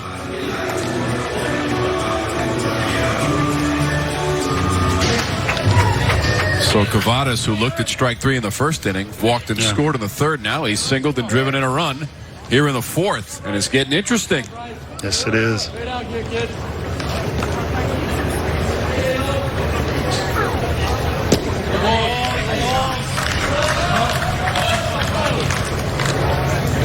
So Matt Dockman, number 17, is the left-hander. 6'4", 210, and a sophomore from Hilliard, Ohio. In that bullpen and loosening for the Blue Devils here in the 4th.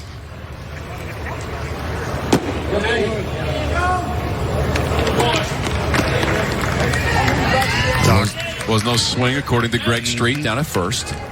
I agree. There's no rule on that. The bat has to break the plane at a certain point. It's the umpire's discretion on whether or not he felt he took a swing at it. Lamanna gets out of the way of that one.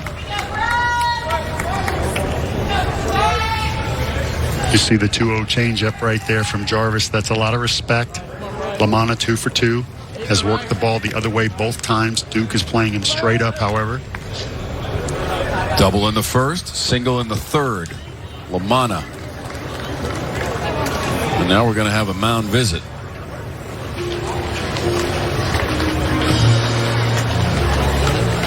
Dusty Blake, the pitching coach and a 2003 graduate of Appalachian State, rolls out to the mound to talk with Bryce Jarvis. Single runs in the second, third, and fourth for Notre Dame with runners at the corners and one down. Yeah, so Jarvis, as we talked about in that flex role, sometimes starts, sometimes relieves. He's not a guy that's going to throw 7, 8, 9 innings. He's not a pitch one time a week guy. So he may be getting a little tired here. You saw those pitch counts up a little bit. Dockman working in the pen. That's their top guy out of the pen for Duke. So Coach Blake back to the dugout.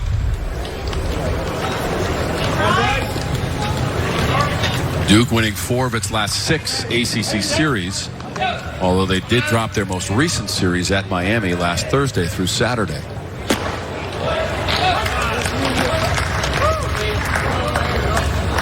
Lamanna probably taken all the way there, Paul, at 3-0. Seeing the ball well tonight. 2 for 2, single and double. And now the bases are loaded after the walk to Lamanna.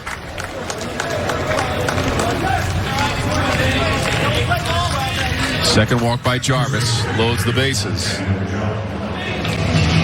I'm really impressed with Notre Dame right now because they're down early to Duke at their place. They have a very young team.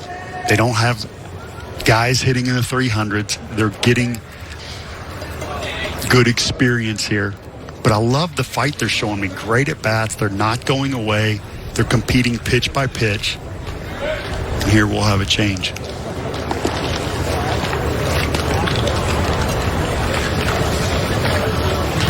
And Dusty Blake does make the changes as well. And they are going to go to the bullpen and Matt Dockman.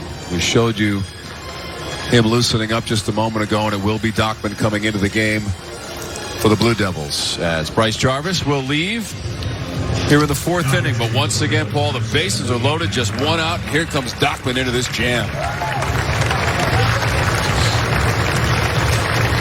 So, round of applause for Bryce Jarvis as he leaves the ball game for the Blue Devils here in the 4th. How about these headlines? Boston College and Wake Forest. BC beats Clemson. Wake Forest beats our defending champs from Florida State. ACC trying to chase down 10 bids potentially, and we'll have more activity tomorrow in our pool play. We'll start it with Louisville and Boston College, and the Eagles took 11 innings but defeated the Clemson Tigers, and Boston College, which had not won a game at our championship since 2010, and all of a sudden they find themselves with a chance against the top seed in the Louisville Cardinals tomorrow to lead off our day. Yeah, you know, this is baseball, right? So anything can happen. Louisville with a very good team, you know, #1 seed, but Boston College is hot right now. Clemson came into the series taking 2 out of 3 from Wake, but that changed today quickly. And Boston College freshman starter threw fantastic, and havoc is now created in the brackets. Yeah, Louisville, #7 team in the nation, as they and Boston College will go head-to-head tomorrow. The math is such that the teams get to play 2 games, and the winner of our pools are going to advance to those semifinals. But for some of the teams, it happens very quickly. You're either on the good side or the bad side of it. Clemson, for example, kind of on the bad side now because of the loss today. Yeah, they're out. So if Louisville wins, it's over. They're the #1 seed. If Boston College beats Louisville, there's nothing that Clemson can do either. Boston College would be 2-0. Louisville would be out. So it's an unusual bracket. The way they do it, or why they do it that way, is because some coaches were struggling with their pitchers going into regionals if they had to work through a loser's bracket, and they felt like they were exhausted for regionals. So if you're already going to a regional, you love this way this bracket is set up. If you need a couple extra games to get there, then you're not going to be a fan of it. So here's Dockman with the bases loaded. And he comes in with a strike to Daniel Jung, who had an infield single in the third. And a fly ball to center field. Dockman, the numbers for the season, and that 5-1 record. But in a pressure situation in the championship here in the fourth. First game for both teams on our first day. You got to like the 5 walks to 30 strikeouts. He's a 3-pitch pitcher, fastball in the high 80s. You saw the big curve change. Came in twice against Miami. One was a 5-pitch outing. One was a few more. And he threw a couple innings. Second on the team in wins.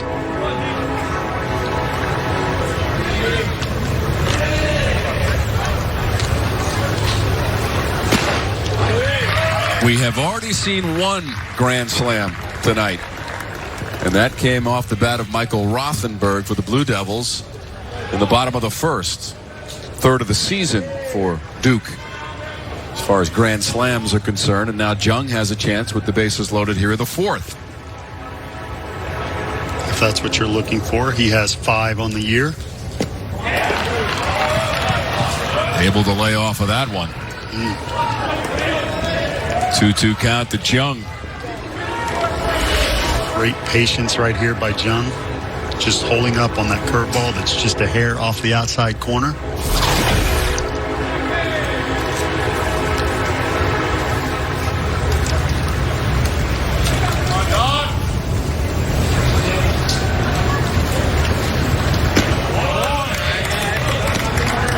And now the count runs full. Matt Dockman has just come into the game for Duke. Jung is the first hitter he is facing. Bryce Jarvis started the inning and left the bases loaded with 1 out. Myers is at third. Cavadas is at second. Lamanna, the runner, at first. He walked, the last hitter that Jarvis faced. As that train whistles on by, here's a chance for Jung. Grounder. Loperfido trying to get the force at second, and they got it as Murray went over to cover. The runner came in from third. That was Myers. So the second run is across for the Irish on the ground ball by Jung to Loperfido at second. Well, coach is a little upset here. Lamanna didn't slide. Slowed his gait up a little bit going into second base, or I really thought he was going to be safe. So Spencer Myers comes in to make it 6-4 as the Irish continues to chip away, and now first and third. 2 down. Carter Putz, freshman, designated hitter, officially 0 for 1, and a sacrifice fly and an RBI in the third as his sac fly scored Cavadas.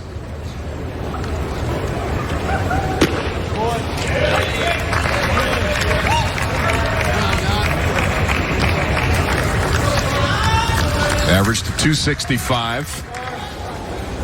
Just the lone home run on the season for Putz, the freshman. DHing tonight, will play second base sometimes when he's in the field.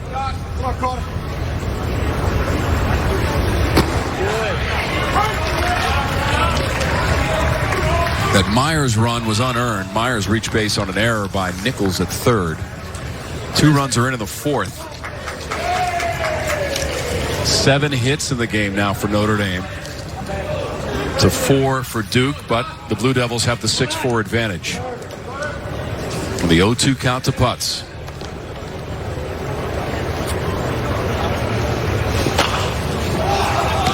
Towards first base, and Mervis will make the play unassisted.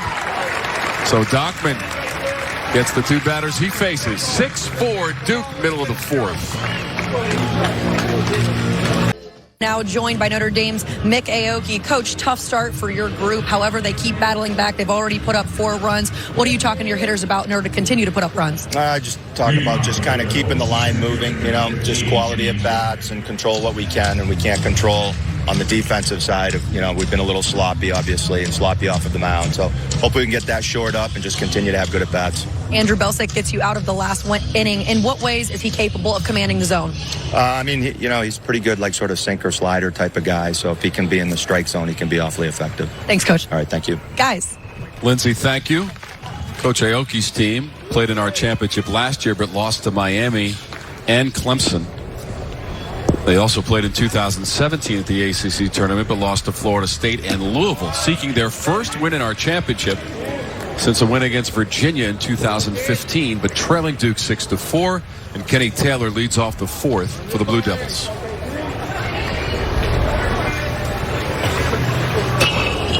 Back to Belsick. He will flip over to first, and Daniel Jung one away. So Belsick has faced 2 batters, Paul, since coming in the 3rd. Got Loperfido looking, and now a ground ball back to him by Kenny Taylor. That's it. You saw the sinker-slider combination. Nice to have that 3-quarter delivery with 2 balls coming out of the same arm slot that go different directions. As a hitter, that's very difficult on you. So it's nice that he has that combination coming out of the pen, throwing strikes. Nice little run over to first for the underhanded toss. Junior first baseman is Matt Mervis. He's 0 for 1. Did walk in the 2nd, but looked at strike 3 in the 1st against Cameron Junker.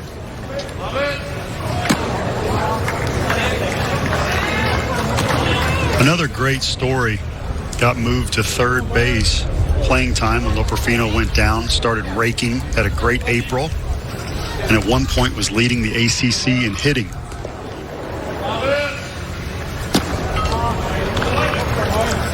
He's also a pitcher who has 6 appearances this year on the mound.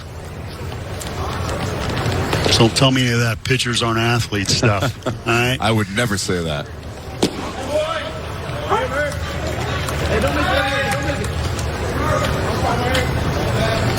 We saw the leading hitter in the league, Bobby Seymour, and the player of the year in the ACC for Wake Forest. He batted .377 in the regular season as the Demon Deacs defeated Florida State 7-4. And is it 91 or 92 RBIs? 92 in the regular season. That my gosh. That also led the conference and the nation.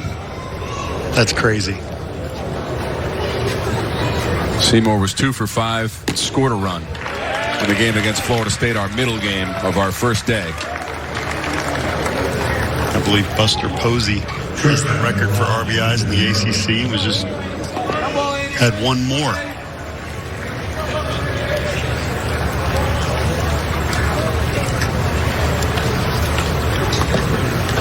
So that's the 7th walk given up by Notre Dame pitching. And Mervis is aboard with 1 out as Taylor grounded it back to Belsick for the 1st out. Inside to Ethan Murray. Of course, Buster Posey, Florida State great. And Mike Martin, last go-round for Coach Martin. Did lose that middle game, though. He's trying to make it to the NCAA tournament for the 40th straight year. Such a classy gentleman, has meant so much to college baseball.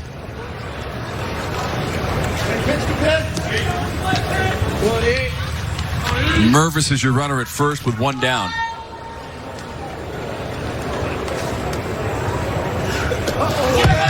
It's going to the backstop, right back to Lamanna, but there is not enough time to make a play. It did come right back to him. And that is quickly scored a wild pitch to move Mervis down to 2nd.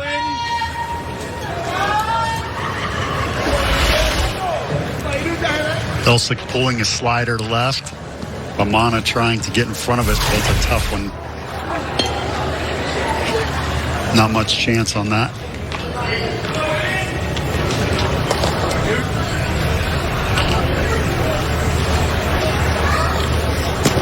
Oh, up and in. Up and in to Ethan Murray. That one got away from Belsic.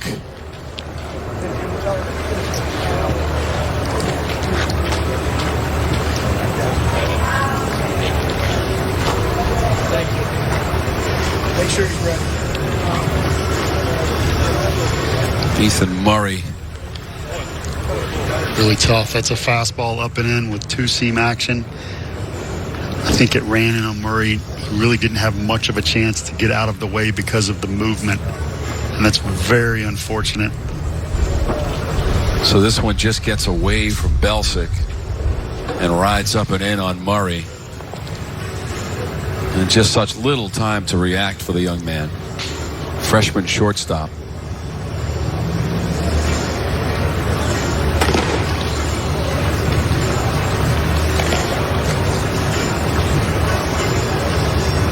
Murray, a part of the all-freshman team this year in the ACC, but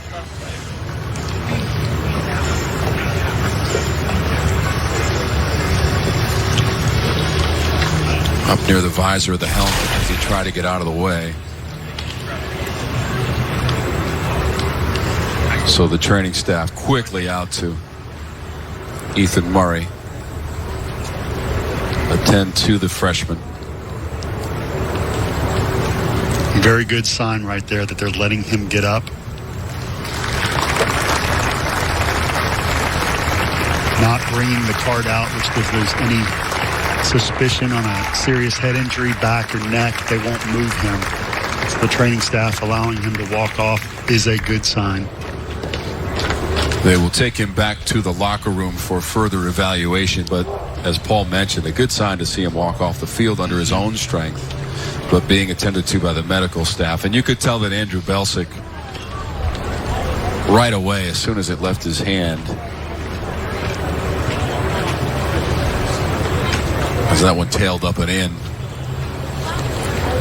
on Murray. So obviously there will be a pinch runner for Murray and runners at first and second for the Blue Devils. And now Belsic has to gather his thoughts. That's certainly unnerving, Paul, Yeah. anytime that happens. Completely unintentional, but and probably the residue of that is that Belsic is going to leave the game. So we'll come back. Pitching change for the Irish here in the fourth. There is a pitching change. Coach Pollard had his player Ethan Murray go back to the dressing room for further evaluation as Belsic's pitch ran up and in, and really Ethan Murray had nowhere to go. It appeared that maybe it glanced off the visor, which impeded the ball just a little bit, but it did catch him, and he was attended to very quickly by the training staff. So we'll wait on further word. The new pitcher for the Irish will be the third of record. It's going to be Tommy Vail, Paul. Absolutely. Freshman lefty coming in. You see the numbers, 3.07 ERA on the season. Very, very good. Fastball, slider. You see that really low opponent average. The walks are higher than you would like, but look at the strikeouts to innings pitched. 57 Ks to 41 innings pitched. That's a good amount of innings for a freshman.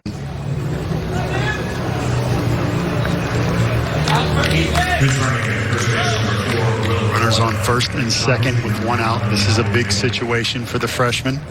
Paul, that's Will Hoyle, who is going to run for Murray, who was hit by the pitch. Hoyle's a sophomore from right here in Durham, North Carolina. So Hoyle is the runner for Murray.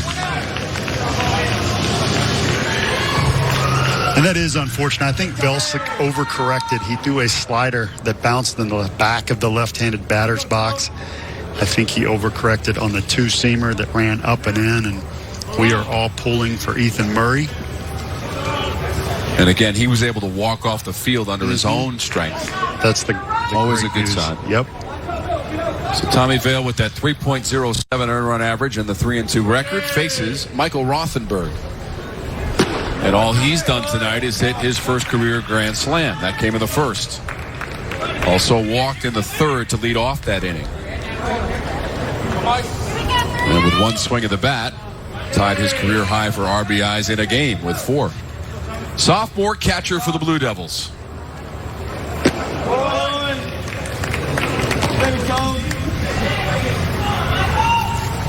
Good frame, switch hitter. Swinging from the right side, does not step across his body as much on the swing. but has thunder from that side too, as you can tell from the swing.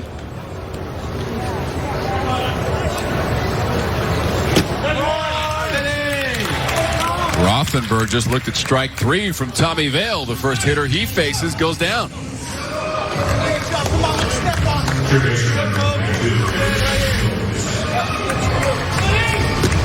Fastball up and in again. And the freezer didn't waste a lot of time. And the punch out from David Savage behind the plate, calling the balls and strikes tonight. Game 3, day 1. So glad that you have been with us for the first day of our championship as that pops the mid of LaManna.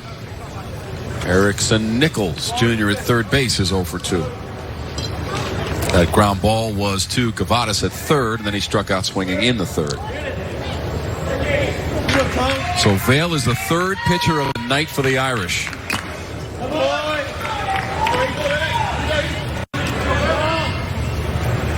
Hey, Tom. Next pitch. Quality pitch. Vail with that good spin rate. You see that high fastball beating people. When you have that, you can pitch up in the zone, and 92 from the left side ain't too shabby. How about Tommy Vail, Paul Berg? Couple of strikeouts. Rothenberg and Nichols to end the inning. Good morning, good afternoon, and good night. ACC Baseball Championship is brought to you by your local Toyota dealer. Toyota, let's go places. Don't be jealous of us, but that's where we're calling home all week long. And the state of North Carolina is our home this week. And how about college baseball in the Tar Heel State? You got to be happy. Congratulations to East Carolina. That's a pretty good ranking. Expecting to host. Wolfpack has been strong all year long, and the Tar Heels always good. Wake Forest has already won today, beating Florida State. Duke in this tussle with Notre Dame. North Carolina will see the field in our third game tomorrow, Paul. And then NC State does not start until Thursday evening when they'll take on Wake Forest, the team that defeated Florida State in our second game today. And then NC State will also play Florida State, and that'll be Friday evening. NC State, the number 3 seed. North Carolina, the number 5 seed. Duke in our championship is the number 7 seed, and they've got the lead right now. That one deep in the hole and a diving attempt. And that is through into left field. So a leadoff single in the 5th. Eric Gilgenbach, his second single of the game. Gilgenbach, nice job on that breaking ball. Scouting report says he struggles with the breaker. So if any of Gilgenbach's family is listening and was mad at me, he just proved me wrong. How about that? By the way, Hoyle went in to play shortstop for Ethan Murray. He was hit by a pitch and had to come out of the game. And so Gilgenbach, 2 singles, sandwiched around a strikeout looking in the 3rd. And here's Jared Miller, sophomore at shortstop. That double was in the 2nd inning. And they averaged to 229. A fly ball to center in the 3rd for Jared Miller. Sophomore from Marietta, Georgia. Go. Miller can run, so he showed the bunt. I think that's what he was so frustrated about with his swing when he flew out to center in the 3rd, is that he got out of himself a little bit, and instead of staying short, line drive in that situation, got a little big.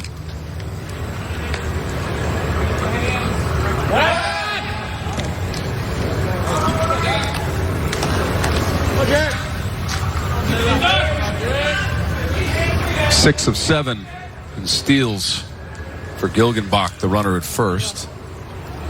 Miller's 1 for 2. Come on, Jared.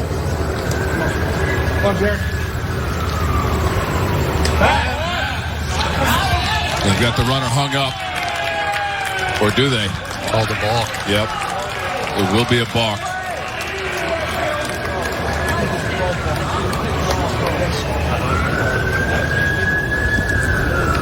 Not so sure Coach Pollard agrees. He does not agree. Paul, you're the expert on balks. What do you got here? So that lead leg There is no rule on a 45-degree angle there, and that's the mistake most people think is, oh, there's a line, you draw a line, it's got to be in that 45-degree angle. That's an unwritten rule. The umpire has to make a decision if he committed to home with his lead leg or not. And in that situation, Greg Street felt that he did. So the balk from Dockman moves Gilgenbach up to second. Here's the bunt. That's going to move him to third. Jared Miller dropping down that bunt. Excellent, excellent bunt. I think if Miller had this to do over again, he would have slid into the first base, tried to avoid the tag. He did see it, and he kind of ducked a little bit at the last second. But it's hard to run full speed and then make a decision at the last second to get down. Erickson Nichols making the play at third base. Ruled the sacrifice bunt. That moves Gilgenbach up to third.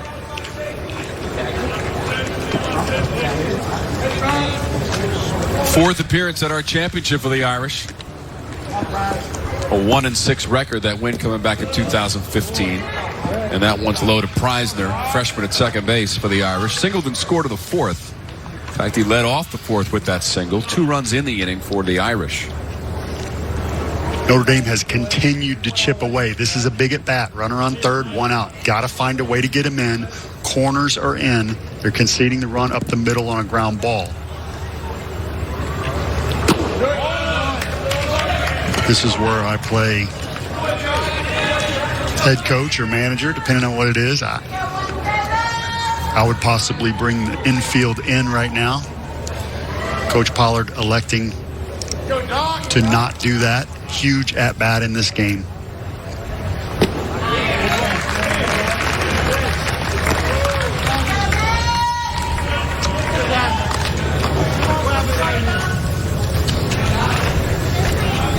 Fifth batter that Dockman has faced. He came in the fourth inning in relief of Bryce Jarvis. Got a fielder's choice on Jung, and then a grounder to first base to retire Carter Putz to end the inning in the fourth.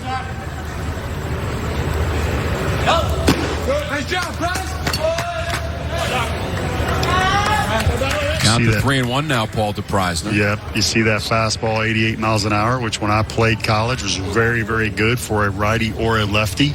Now they would say his velo's down a bit, but Dockman very effective, very good reliever out of the pen. They're number 1.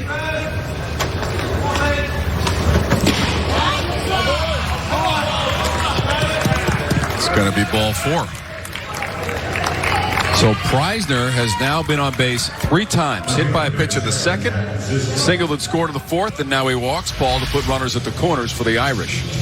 Ball just off the inside part of the plate. Very good pitch, but again, a ball. Great patience by Preisner.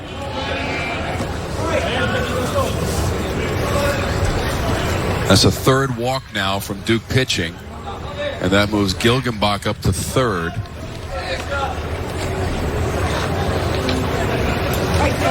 Gilgenbach was already there. The walk from Preisner, and there's something brewing again here in the fifth for the Irish, doing exactly what Paul Byrd said, chip away, and that's what they've done. Single runs in the second and third, 2 in the fourth, and they've got a threat here in the fifth. Close play at first. I really like that Dockman did that, because he just got called for a balk. So you're going to be a little tentative right there. That was a very good move, borderline on the edge.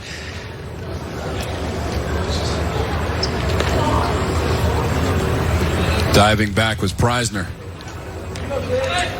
Not a good feeling, Paul, as a base runner, to be leaning one way and the ball being thrown behind you.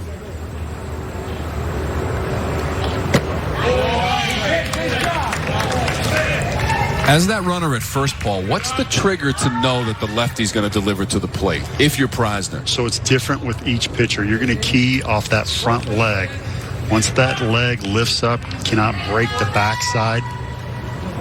You can look at shoulder is hard on a left-handed pitcher. Sometimes you'll just go on first movement.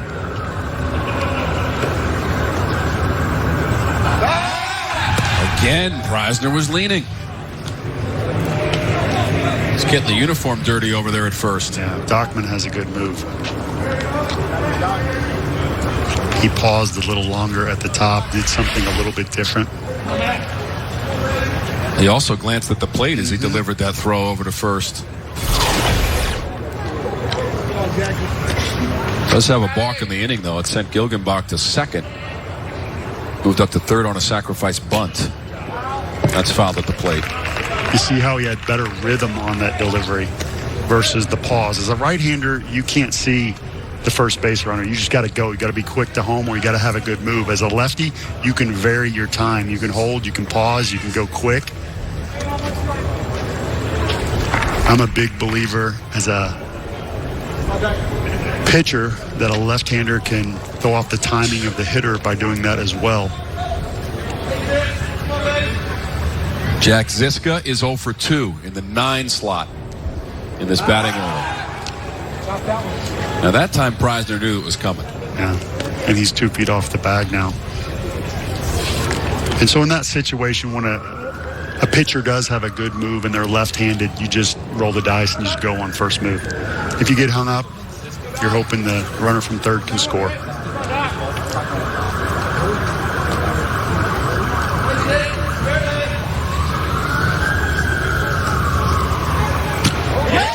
Off the mid of Rothenberg, and the runner from third is going to score.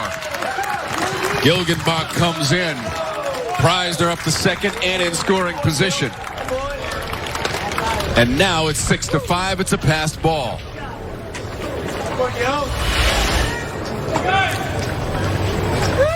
Fastball up and away. Getting past Rothenberg. I think he would say he should have caught that ball.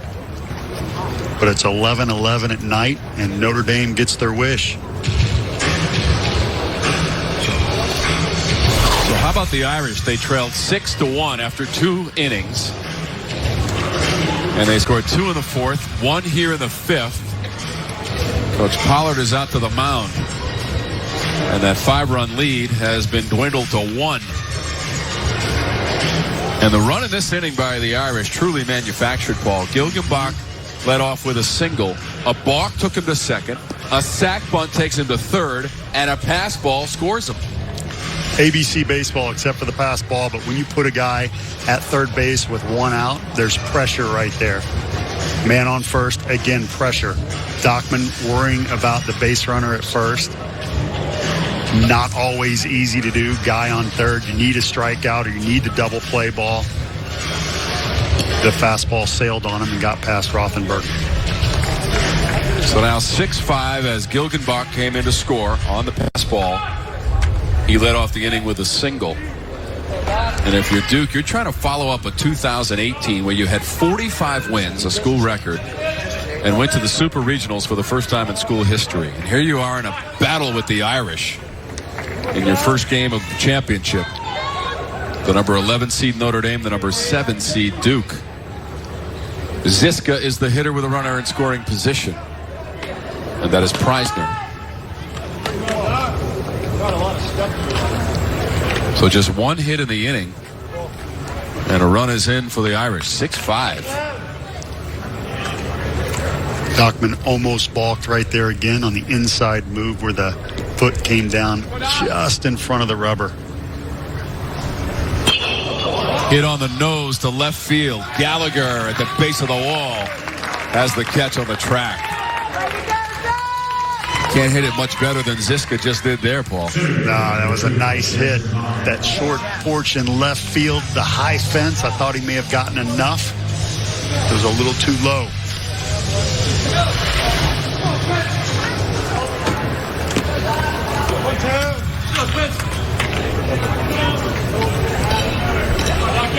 Just the timing on the swing by Ziska, right on the money, but right at Kyle Gallagher in left field. Right in front of that giant scoreboard on the Blue Monster. I love that left field wall. I do too. It is the combination of technology and tradition. You fast forward like 100 years in 5 feet between the video board and that scoreboard out there. That's well said. It's It's just an incredible setting for this championship. Top of the order, Myers. Behind that road, that wall is Tobacco Road, as you can see right there. Nick Green always reminds me that he hit one on top of that ledge on Tobacco Road. Is that legend or is that fact? I trust Nick, but, it's like, okay, that's what hitters do. Baseball's all about the stories, isn't it?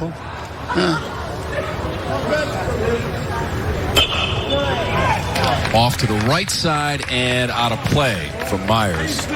The other cool thing is when you step in the batter's box here at Durham Bulls Athletic Park and you look out to left, you see your image about 25 feet high. Yeah. And if your numbers are good, awesome. 296 average. Look at that. If they're not so great, maybe it's inspiration to improve those numbers because they're about 5 or 6 feet high out there on that video board. It's a ground ball. Hoyle on the run over to first. Then a play at the plate. The runner is safe.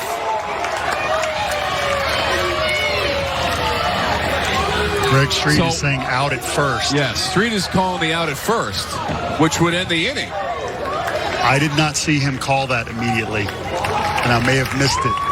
So I'm a little confused. Well, Hoyle had to make the play here, Paul, and the stretch from Mervis.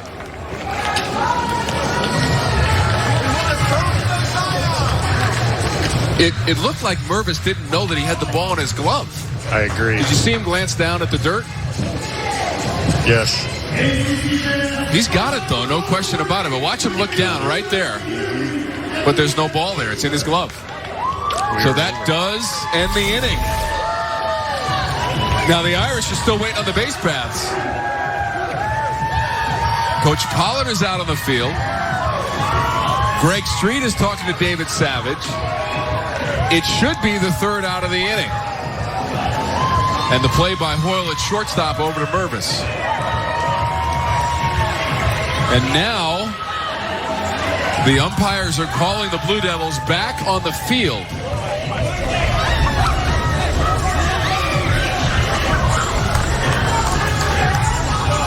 And what about the runner at third who came in? So the umpires are going to review this sequence. And this could get complicated. Are they looking at the foot on the bag? Well, that's clearly on, right, Paul? It is. I think this is going to be an easy call. I really think Mervis faked out the umpires. Mm-hmm. He's made a clean play. And then he looks in his glove, right? That's it. I have faked out an umpire before where I covered first. I caught the ball from the first baseman. I touched the bag, but I stopped and I looked back like I didn't get it. And he called safe. This is before replay. And I said to him, I got that bag. And he said, no, you didn't. That's why you looked back. Is that the clean version of the story? That's the clean version. Okay, good. Suitable for broadcast. That's it. But based on the replay we saw from our talented production crew, it should be an out at first. And now it has been confirmed. So Savage and Street went to the monitor. That is the third out. Middle of the fifth, 6-5. Duke has the lead.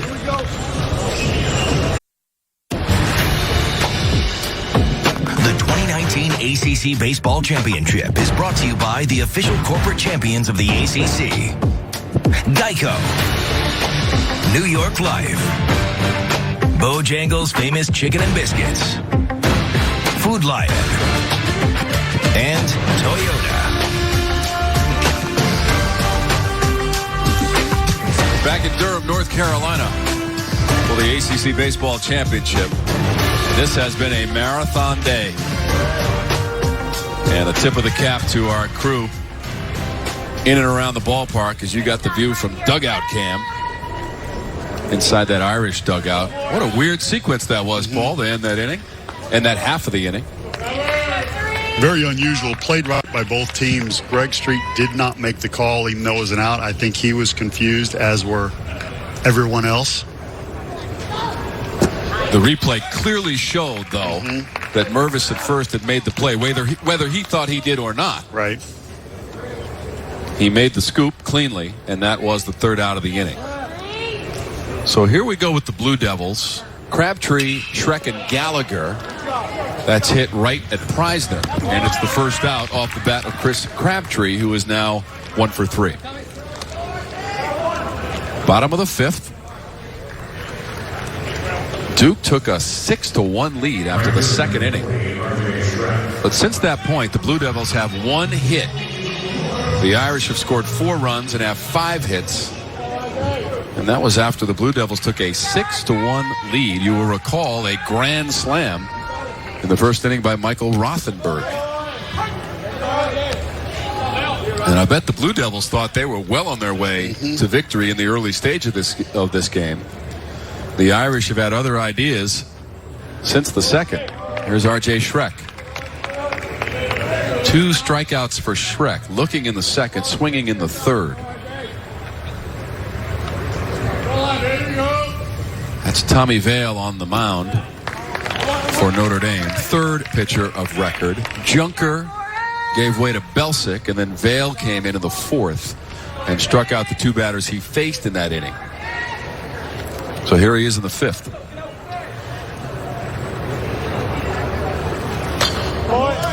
He's already gotten Crabtree on a ground out to Preisner.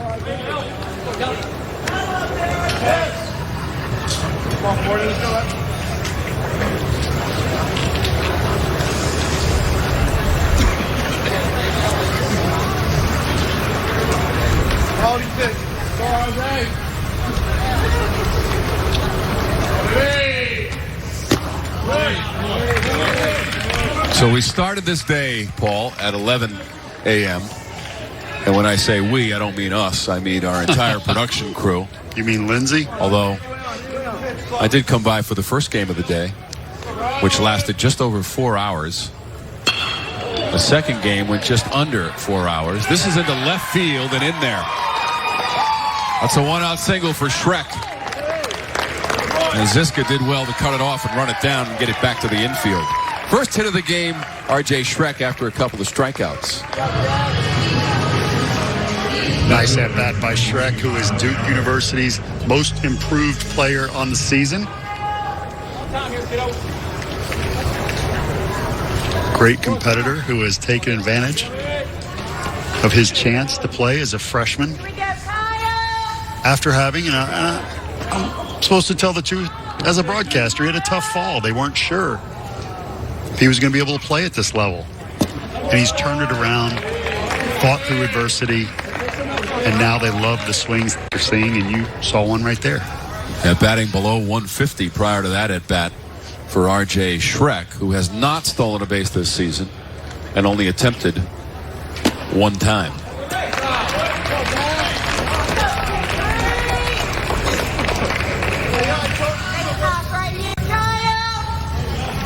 Congratulations to Louisville's pitcher, Reed Detmers, ACC Pitcher of the Year. And he throws the ball up with high spin rate. Vail the same.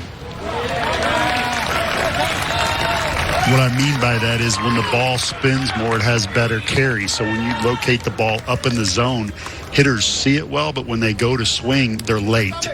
You see that in the big leagues. If you can get your spin rate up to 2,800 versus 2,500, the average goes down almost 20 points among hitters. Detmers, by the way, led the conference in strikeouts this year, Paul, with 138. No other pitcher got into triple digits. So far and away, the choice for pitcher of the year in the ACC. Also led the league in wins and earned run average. We'll see him tomorrow. Him and his teammates. They've got the first game of the day against Boston College, which defeated Clemson to start our day today. Over 12 hours ago. So 2 on, 1 out for the Blue Devils here in the 5th, and we're going back to the top of the order as Gallagher gets the walk. 8th walk given up by the Irish in this game.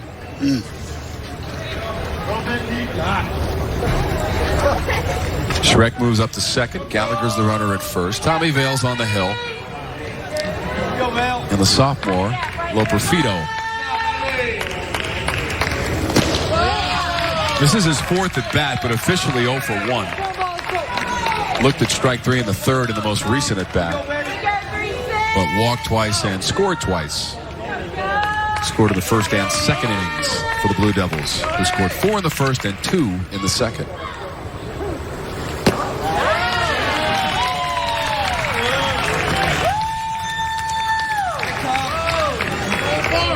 How about the hardy baseball fans of Durham who have braved the late hour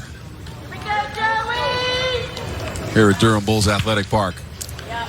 Loperfido's impressed me. He had a couple multi-hit games against Miami, and usually when that happens, Tom, you're fired up. You can't wait to swing the bat. He's come into this game after waiting a couple hours longer than what was expected. He's walked up to the plate. He hasn't been anxious. He's been patient. He's been the table setter.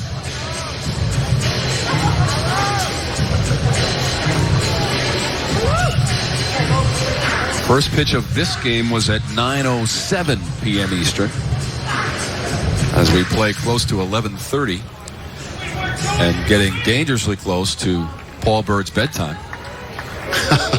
From what I've heard. From what you've heard. Yes. Okay. I'm going to need you the rest of the way here, Birdie. Bottom of the 5th, and we've got a tight one. I will be there. And what a huge game for both of these teams. Yeah, right out of the gate here, you've got 2 games in pool play, and you've got to make the most of that.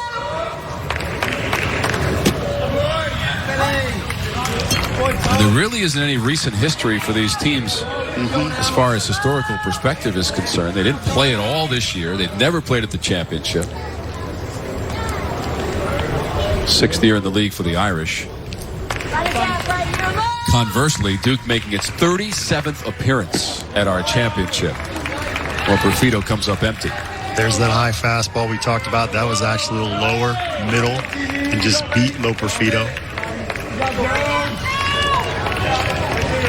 2 strikeouts in the game so far for Tommy Vail. Second inning of relief.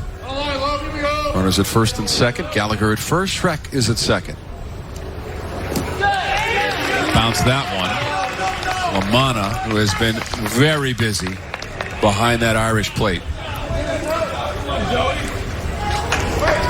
He's earning that scholarship tonight. That's for sure. Yes, he is.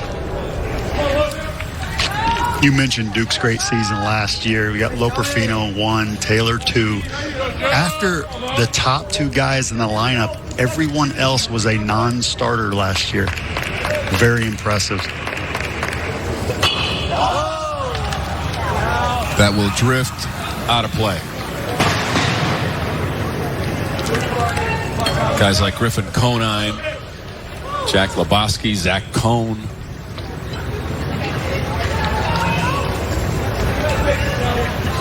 By the way, last year, 7 players in the Major League Draft from this Duke team a season ago.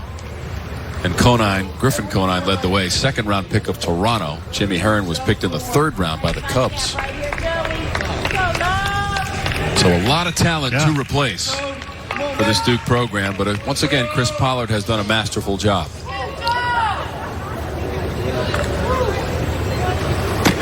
Upstairs to Loperfido, and the bases are loaded for the Blue Devils. 3rd walk of the game, Joey Loperfido. Kenny Taylor walking up to the plate. Again, co-captain leader, all SEC first team, the guy you want up in this situation if you are Duke. Vail has been throwing well. I can't say that anybody is putting good swings on him. He's given up a hit, but throwing well. This is a good matchup. Notre Dame is out hitting Duke 8-5. They're trailing 6-5 in the column that counts. And that walk was the 9th given up by the Irish. Free passes galore tonight. And Loperfido, who just got that one, has scored twice on walks in the 1st and 2nd inning. Kenny Taylor, 1 for 3. Infield single and scored in the 1st.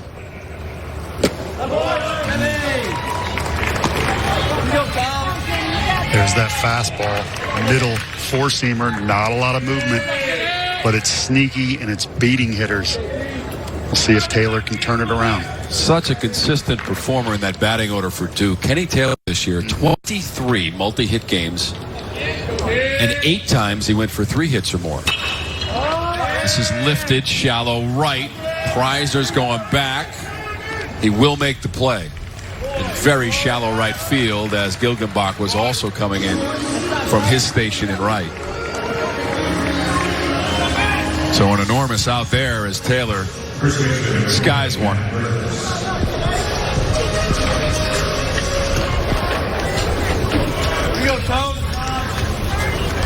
Remember, Tommy Vail came in a tough situation as Belsic had Ethan Murray. Yes, he did. And all of the Irish players and Blue Devil players trying to refocus on the game after that scary moment. This is Mervis. Ground ball off the chest of Jung. 1 run is in.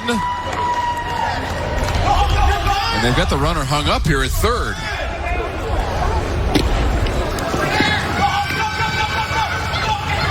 Gallagher running up and down the baseline, finally tagged out. But it was Schreck who came in to score the run for the Blue Devils to make it 7-5 on the ground ball by Mervis. Jung was unable to handle it. Schreck comes in, 7-5. We are back at Durham Bulls Athletic Park. So glad that you're with us. Past 11:30 on the East Coast, top of the 6th, 7-5, Duke and Notre Dame. This is the 3rd game of day 1. Here is the action on the schedule for tomorrow. And we are in Pool A to start the day with Louisville, Boston College. Pool B with Georgia Tech and Notre Dame. The Irish playing tonight against the Blue Devils. Georgia Tech, the number 2 seed, after getting the top spot in the Coastal Division. And Virginia and North Carolina see the field for the first time tomorrow. That's Pool D. Once again, you got your A, B, C, and D, our 4-pool system, 3 teams each. And we've done this for the last 3 years now. And you'll get semifinalists for Saturday out of each pool. So it'll be Kavadas, Lamanna, and Jung, the scheduled hitters. Nico Kavadas, a strikeout, a walk, and a single, and he scored in the 3rd after a walk to lead off that inning.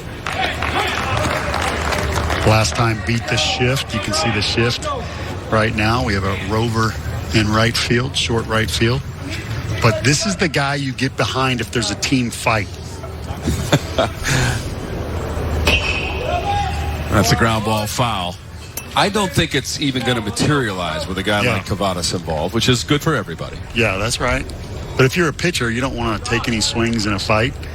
You just kind of wrestle, latch, and hold on, right? Protect the shoulder. This is my guy right here. Sophomore at third base.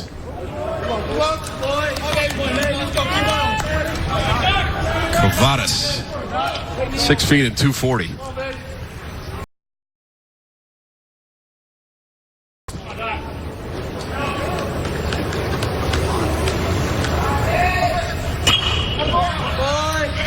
So Paul and I will have the first game for you tomorrow, Louisville and Boston College, and then give way to Wes Durham and Nick Green, who did the first 2 games today, and they did about a combined 8 hours of college baseball in those first 2 games. So they get to sleep in, is that what you're telling me? They're going to watch us tomorrow morning as we set the table. Kavadas swinging right through it from Dockman.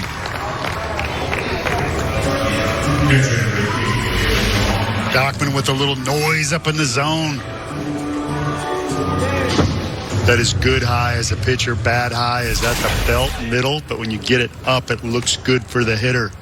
And it's tough to stay on top. Even if they hit that well in that location, the hitter will usually pop it up. Nice pitch. First strikeout for Dockman in the 5th by Duke pitching. This is into right field, but it's right at Schreck. Lamanna with a liner to right, 2 down in the Irish 6th. Duke looking for a clean inning here. Notre Dame has put at least one run up since the second and two in the fourth.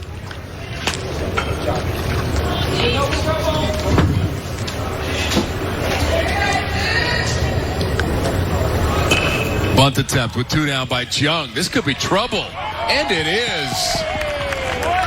Daniel Jung has his second infield hit. This time he lays it down and nobody's home. Yeah, I wasn't sure why they had the shift on him. The scouting report says that he sprays the ball as a fourth hitter. Once he saw the shift, he put it down on the ground. That's good baseball right there. So that's 2 for 4, Paul, for Jung.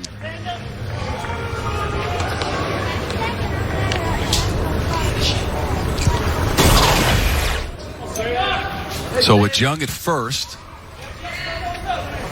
looks like the Irish are going to dip into the bench. It's going to be Jake Singer as a pinch hitter. And that'll be in the spot of Carter Putz, who was 0 for 2 with a sacrifice fly in the third and an RBI. So Jake Singer, the senior from San Diego, California, gets his chance.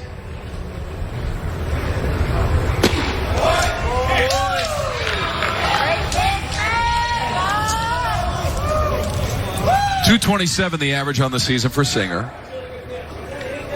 And it's at bat number 45 on the year. He has not homered this season, and he's driven in 3.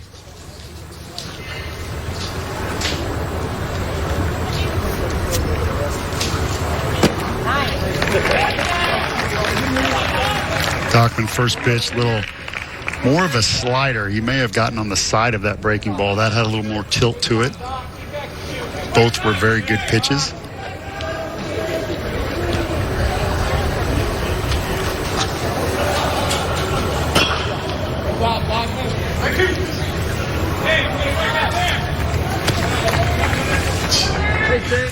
Come on, baby. It's not. 7-5 as we play in the top of the 6th.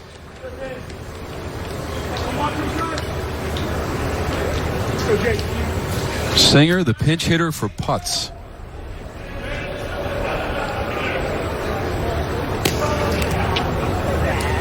Jung, the 2-out bunt single. He's the runner at first. Big hack. And Dockman gets him. 2 strikeouts in the inning for Dockman. And Notre Dame will leave a runner at first. Duke leads the Irish 7-5. I'm Lindsay Rowley, and I am in left field. There is a new addition to the Durham Bulls Stadium. As you see over my shoulder, they have these LED boards, 3 floors of them. Just one thing to make the park even nicer. Of course, we got Tobacco Road back here. There's always all kinds of fans who are enjoying before and after the games. And, of course, the Big Bull. It's an awesome setup. I'm a little sad I'm working right now. I wish I could go in and enjoy Tobacco Road, but got to love the ACC tournament. Way to go, Lindsay. So, Lindsay, I got to know, you of the press box just minutes ago. Now you're out in left field. The coffee, is it the bananas? What's quick, the secret? Paul. I'm very quick. Is that what it is? You Former mentioned athlete. it earlier. Yeah. You said like the coffee and the banana. Well, coffee dehydrates you and you can cramp up. And then I'm running around so much that the banana counteracts that. Now so I'm always thinking. So cup of coffee with the banana. Nicely done. Thank you. It's my strategy for the week. Yeah. We'll see if it works. And you're still with it mentally, too, after 3 games? I'm holding on. I'm withering away a little bit, but the coffee and banana, I'm telling you what, it's a good combination to help keep your brain a little bit fresh when you've been doing baseball for over 12 hours now. Wow. Very nice. Good strategy. I'm enjoying it. Try it out, man. It'll work. So I am teasing her, Tom, but do you know bananas helped me out tremendously in my pitching career because I had nervous stomach. That's the cure for a nervous stomach? It is. So if you're if you're a pitcher that struggles with that, I highly recommend bananas. Okay. And way to go, Lindsay. You've been here in the wee hours. She is the absolute warrior. Closing it down near midnight. She sees every second of every game. We just roll in the morning tomorrow, Paul, for our game, BC and Louisville, and we've got a nice evening for baseball. And I heard Wes say earlier today, where else would you rather be? That's right. This is the ACC Championship. We are here in Durham. We've had some fantastic baseball so far today, and we're finishing the day with a very close game. Maybe not what we expected after the first inning when the grand slam went over the wall from Rothenberg. The leadoff hitter, Hoyle, is aboard in the 6th with a walk. And the Duke fans are going nuts right now. You could put the camera back on me up here in the booth. I'm going to show you spin rate on a 4-seam fastball. Tommy Vail has a good one. And that's why I believe he walked Hoyle, trying to get him to chase up, and that was too high up. But he pitches well up in the zone. Now, I broke my finger because I was so excited to get to the ACC tournament and beat Atlanta traffic that I packed the car and then slammed my finger in it. So this is broken. Okay. But 4-seam fastball right here, and when you've got to throw this way and finish it, you pull down on those seams. And so when you can pull down high, you get spin rate. And that is what carries the ball. If you don't have great spin rate, it starts to die. If you have good spin rate, it comes through that zone and takes off. And the toughest is the high fastball to hit if you have that.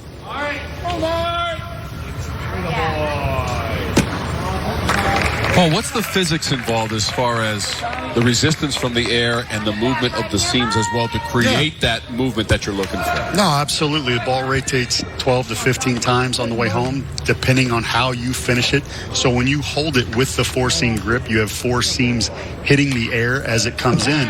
And those usually don't move unless you put too much pressure on one side. You can still get that movement.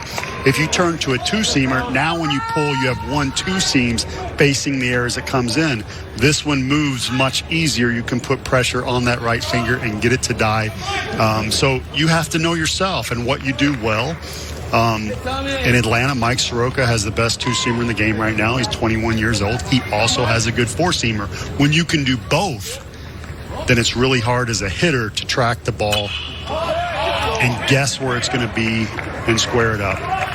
So broken finger or not, Paul, what was your best pitch, your go-to pitch? So mine was it all of them? All right, so mine was a cut fastball, and this is a 4-seamer cut fastball. Mariano Rivera, same. I wasn't as good as him by any stretch, but tuck the thumb, and because this seam is higher on this side and this middle finger is longer, when you pull down, because this seam, the horseshoe is up on this area, and you pull, you see the horseshoe is higher on this side. When the ball comes off the finger, this higher seam will be the last thing that your middle finger touches. Your index finger comes off. Depending on how long your middle finger is when you let the ball go, you can throw a natural cutter, which Mariano did so well. That was my best fastball. And the thumb was under the ball? Like when you tuck your thumb, it enables more pressure on this side when you tuck it. So you're actually putting a lot of pressure on the right side of the ball as you release it. So that's one tuck with the thumb kind of on the underneath side of the ball. Yeah, that's the tuck, and then you don't have to. You can spread it out. Now, the more you come up on the side of the ball, the slower it will be. The more you go directly underneath the middle of the ball, the faster it will be. So can you create different pitches by that thumb Absolutely. position? That's all it is manipulation. Right. And then the top of your fingers, the more you are spread out, the slower. The closer you put them together, the faster. And you can try that grip on your wrist yourself at home, and you can feel the difference immediately. Right, because with the split finger, it has the appearance of a much faster pitch right out of the hand of the pitcher, right? Yes. So while we've been discussing the details of the laces and Paul describing those pitches to us, Duke has put 2 men on. Breaking ball up in the zone. Nice piece of hitting, and how about the dive? Great effort. So Nichols got the single. Remember, there was a leadoff walk to Hoyle, and then Rothenberg, a strikeout in between those two. So you're caught up now, 7-5, bottom of the 6th. Tommy Vail, the left-hander, to Chris Crabtree. It's well inside. Crabtree with a nice at-bat on his last one, stung the ball to second base. You see the 1 for 3 tonight with a single. He swung it very well.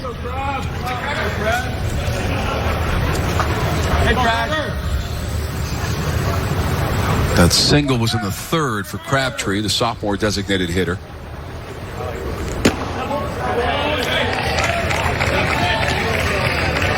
Do you like pitching tips at close to midnight? I like pitching tips at any time. That's what I'm Paul talking Berg. about. All right. It doesn't matter when it is. School is in session. What are you seeing pitch-wise from Tommy Vale? Well, he has a good breaking ball. He is most effective when he's up in the zone with that fastball just a hair.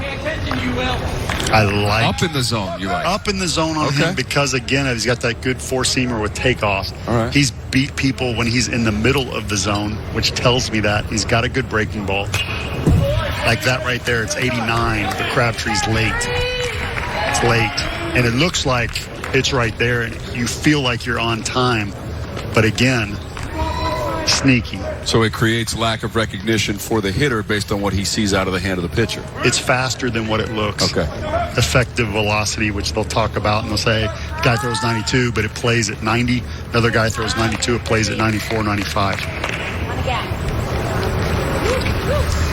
That's Hoyle dancing around off of second base. And now the count is even at 2-2 with one down. Tommy Vale is the third pitcher. Cameron Junker was the starter. Andrew Belsick came on for Junker, and then Tommy Vale in the fourth.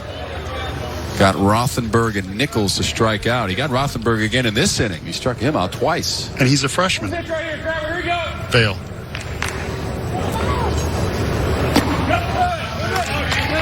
I think that speaks to the level of coaching in this conference. When you mold those young players, Yes. and then you see that development over the course of a season, and you put a guy like Vale in a pressure situation here in the first game of the championship for Mick Aoki. That's it. And you have confidence in the young man as well.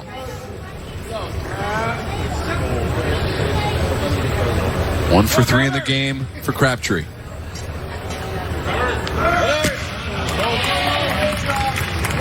That was power on power right there. Fastball up 90 miles an hour.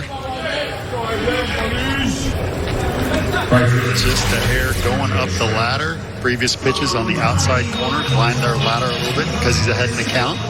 He gets the swing. So Tommy Vale's got 4 strikeouts now. And the 11th overall strikeout for Notre Dame pitching.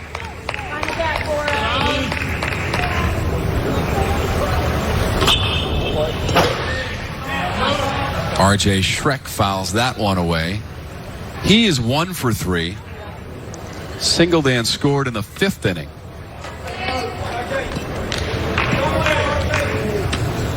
That was a play where they got Gallagher in the rundown after Jung could not handle the play at first. It bounced off of him. But they got Gallagher in the rundown, and ultimately Miller applied the tag. But prior to that, Schreck came in to score. And that made it 7-5 back in the 5th. That's where we stand in the 6th.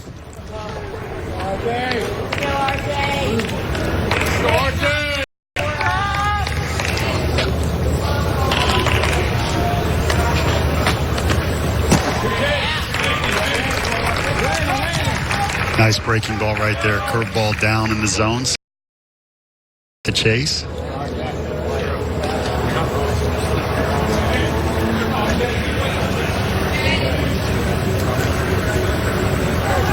Blue Devils had a win at the championship last year against Wake Forest in 13 innings, but then lost to Louisville. That's hit well towards the second baseman. Prizer, the diving play over to first.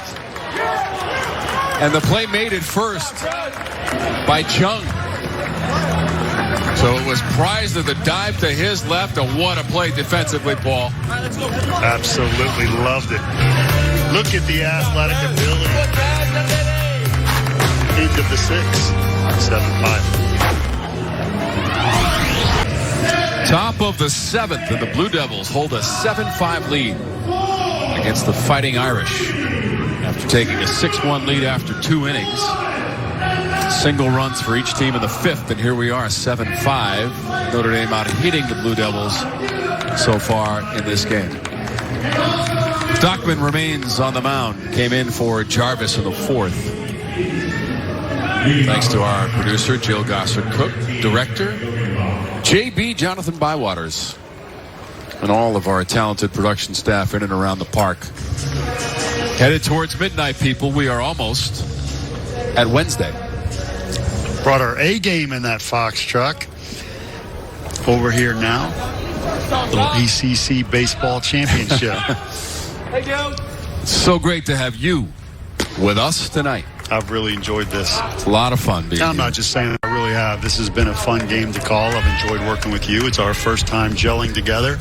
We rubbed elbows on today, the pregame. Yeah. It's a pleasure to work alongside. Yeah. It's been fun. All-Star in 99, 13 years in the majors, a College World Series championship with LSU. And Paul providing his expert analysis as we play in the top of the 7th. We still got plenty more baseball to go here, Paul. Yes, we do.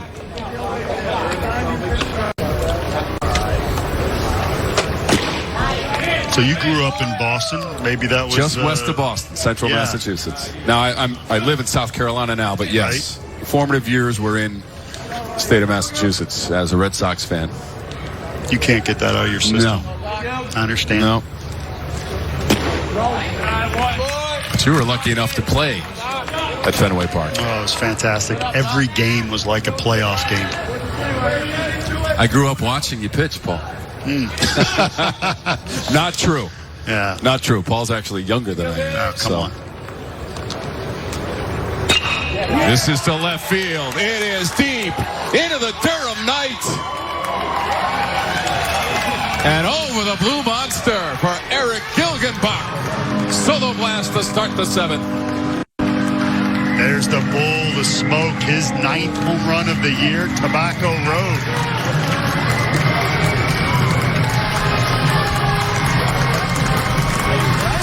He says, I don't care that it's near midnight. I like to hit at any time of the day.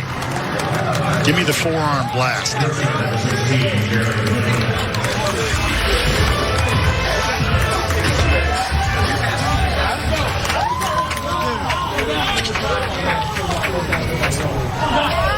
Over the blue monster. And as always, you know what happens when you mess with the bull. You get the horns. Gilgenbach going deep. I mean, what kind of thrill is that for a young man at this? Well, there you go. There's the reaction. This is sprayed into right field and sinking fast, but here comes Shrek to make the play on Jared Miller. What I was going to ask you, Paul, was what kind of thrill is that for a young man to be playing on this stage and take one over the blue monster in left field and over your own pitcher on the scoreboard? Yeah, and he's a senior. This is a wonderful finish to the end of the year for him. He is a captain. He is a leader. Great guy on and off the field. A lot of young players on Notre Dame watching him, watch the way he goes about his business. Nice to see him run into one here in the ACC tournament. Little blood, little sweat, and a home run for Gilgenbach. The senior from Rochester Hills, Michigan, taking it deep over the monster. There is activity in the Duke pen. Dockman, the second pitcher of record tonight. It's Jack Alexander. Oh, excuse me. That is Thomas Gerard. That is their closer. Gerard. Sophomore right-handed pitcher. Yep. Their closer, 5'10", but he throws in the low 90s. Good slider. Speaking of New England, he's a Simsbury, Connecticut native.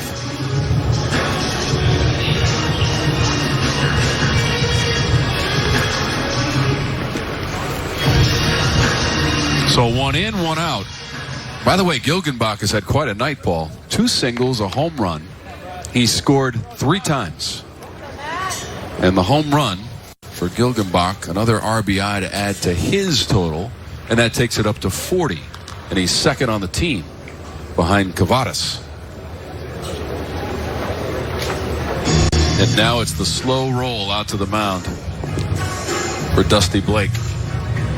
This will be interesting on what they do. They like to go with Jace Carey, right-handed pitcher. He's not warming up, but they bridge the gap to Gerard with he and Dockman.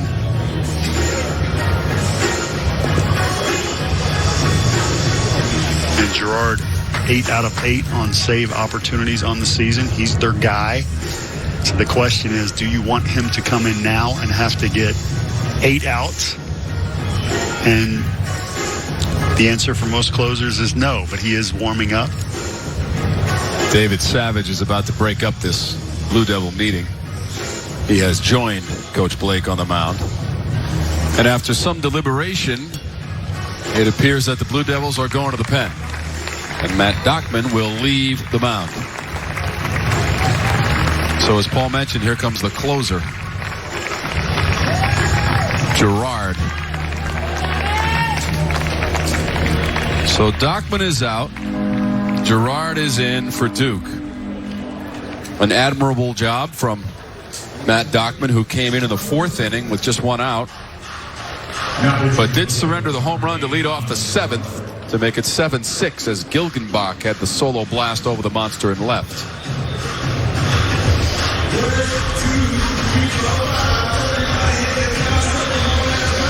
Thomas Gerard, the new pitcher. We are just seconds away from Wednesday as we cross the midnight hour. Is the ball dropping? In Durham, North Carolina. The countdown is on. And there it is. Midnight, straight up, and 200,000 miles away, the surface of the moon. By the way, the light from the moon is a second old, Paul, what you're looking at. Because light travels at approximately 200,000 miles per second. So the moonlight that you see is 1 second old. This game is about 3 hours old. And Thomas Gerard is the 3rd pitcher of the game for Duke. You look a little stunned by the knowledge I just dropped on you. You can't get this anywhere else in the country right now. I am so If you impressed. want to go quantum physics, we can do that too. The new sabermetrics has nothing on you. We'll see what Thomas Gerard can add to the equation. Well, the moon is almost full. So what is his slider going to look like? It is a wipeout pitch. It's his pitch. A lot of swing and miss. Again, I mentioned before, he's in the low 90s. And he is their closer, but he has a tough assignment tonight in that he's got to get more than just 3 outs. So Duke has a new pitcher. There was a scary moment earlier in this game in the 4th inning. Ethan Murray was the hitter, and he took one up near the visor of his helmet and went down. And for an update on his condition as Ethan Murray went to the dugout in his own strength, we go to Lindsay. Thanks so much, Tom. As you said, very scary moment in the game, but I am being told that Ethan is okay and he's headed to get x-rays and be evaluated. Obviously, we wish him a speedy recovery. Lindsay, great job on that report, and we wanted to get that update to you on the status of the freshman shortstop, Ethan Murray. He tried to get out of the way of that pitch ball, but there was really nowhere to go. But the best news was what we saw. He was escorted to the dugout and the dressing room, but walking under his own power. And as Lindsay just told us, further evaluation as well for Ethan Murray. This is in the gap in left center, traveling and bouncing near the base of the monster. And that's Preisner. And that is a rude entry for Thomas Gerard. So we've got a double and a home run in the inning off of Duke pitching. Preisner has the 2-bagger. Fastball. Wanted it away, crept over the middle, and Preisner, who has started the last 15 or so games at second base, earning that position, showing you why. Very good approach at the plate, good swing. And Notre Dame just won't go away. Amazing resilience shown by the Fighting Irish, living up to their nickname tonight, without question. And they are looking for the full luck of the Irish. Green from collar to shoe top. Jack Ziska. He's 0 for 3. Couple of fly ball outs and a ground out to Matt Mervis at first. The average to 214 for Ziska.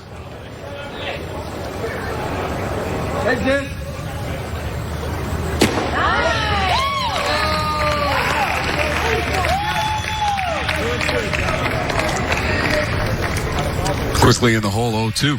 There's that good slider from Gerard. I might just stay here tonight. What do you think about that, Paul? Yeah. Just stay right in the broadcast booth? Recliner back there behind you. Oh, I'm just going to make a little bed under the desk here with a mug and maybe a toothbrush or something. There you go. Sleep under the desk.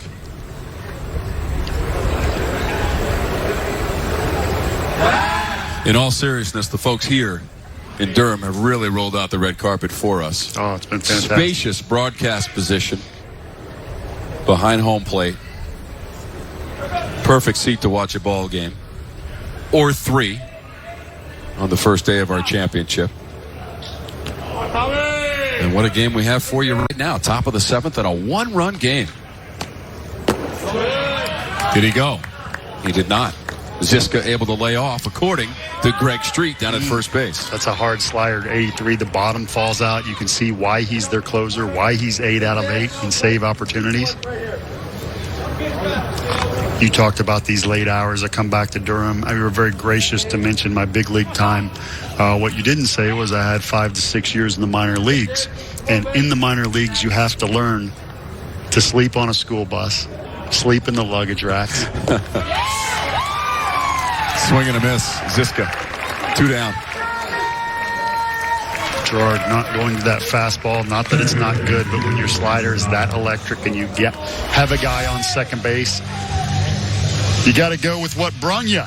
And the slider going straight down. Did you say the luggage racks? Yeah, so luggage racks, depending on how big you are. I've also mastered sleeping on the floor. It was great. Of the bus? On the bus. It was great one night until they were playing cards and spilled Coke all over me. And, I was a little lighter back in those days. I could sleep in the luggage rack. I could not sleep sitting up. You mean up above the seats yes, in the bus? Yes, because I, for whatever reason, I had to be parallel, so you had 2 choices. I can't think of a more uncomfortable place. Well, I was number 1 on the team in flexibility, so I just scooted luggage aside and got it up there. I'm not claustrophobic, so that's what I had to do. Interesting. And you have to play when you're tired. You have to play late at night. You have to bust through the night. You have to play the next day. You're not getting major league meals. You're not getting recovery. They don't have a sleep room like they do in major league clubhouses now, where there's soft music, a waterfall, nice chairs. I like the sound of that. You can go take the 20-minute recovery nap. There was none of that. You had to pitch off peanut butter and jelly, spaghetti. Always popular. Spencer Myers is the batter for the Irish with a runner in scoring position. Thomas Gerard is the reliever. This is the 3rd hitter he is facing. Gave up a double to Preisner and then struck out Ziska.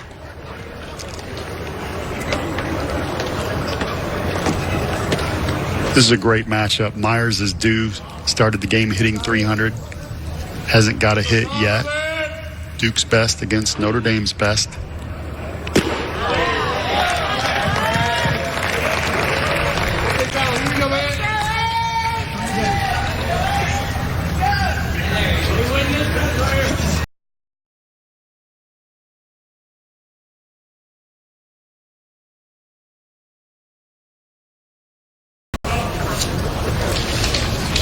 Nichols in on the grass at third base. Myers can go that way. Had a nice ground ball earlier that had some heat on it. Hoyle throws a little bit high, but Mervis makes the play. And that ends the inning. But to lead off the inning, Eric Gilgenbach. Solo blast over the monster. We don't know if we don't try and get up where we fall, yeah. This is the moment. This is the time. Nothing will be stopping us. This is the moment. We gotta shine. Nothing will be stopping us. Time to shine in the midnight hour of Durham, North Carolina. It is Wednesday. We started the day. It was Tuesday. And here's your game summary as we go to the bottom of the 7th. 7-6 Blue Devils. Rothenberg the grand slam. Gilgenbach just had the solo home run. He scored 3 times. Loperfido has also come in to score twice for Duke. And Kyle Gallagher, senior left fielder, will lead it off here in the 7th. Couple of walks for Gallagher and an infield single in the 2nd inning.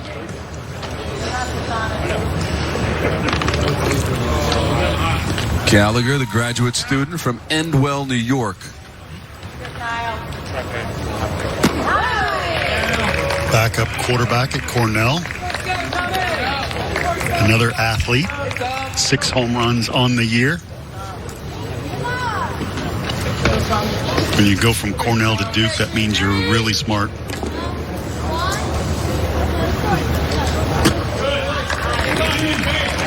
Well, if you can't get into Syracuse, I understand. Yeah, or LSU, the Harvard of the South.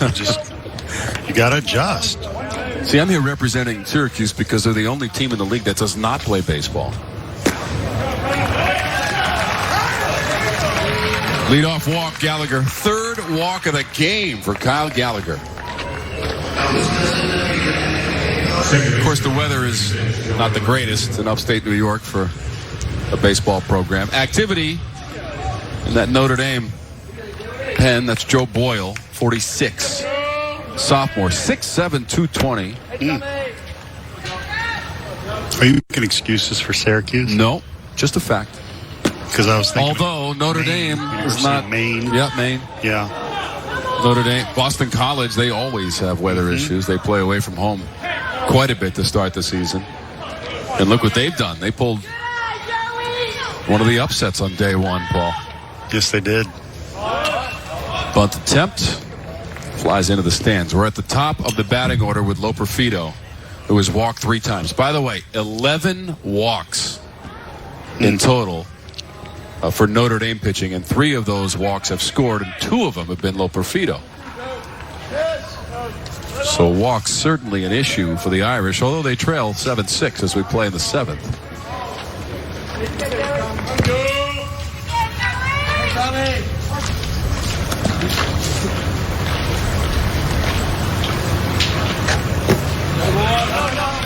You've been very gracious talking about Clemson, my son. They were upset today, and I appreciate Fox making a big deal out of it. My son, Grayson, was the ACC Player of the Week. 2nd time this year, right? Yeah. But he went 0 for today. Do you know why? You'd have much better insight than I would. He left his mom off the pass list. So the baseball gods got him. Wow. Yeah. So that means on Thursday they're playing Louisville in the first game. He can atone. He can atone for that mistake. Yeah. By the way, Duke does not play again, Paul, till Friday morning, 11 a.m. They'll play Georgia Tech. That is sizzled into center field. How about that plate discipline from Loperfido, just waiting on that pitch? Excellent, excellent. He was 0 for 1 on the night with a couple walks. Now 1 for 2. Really nice job staying back on that breaking ball. Not trying to do too much.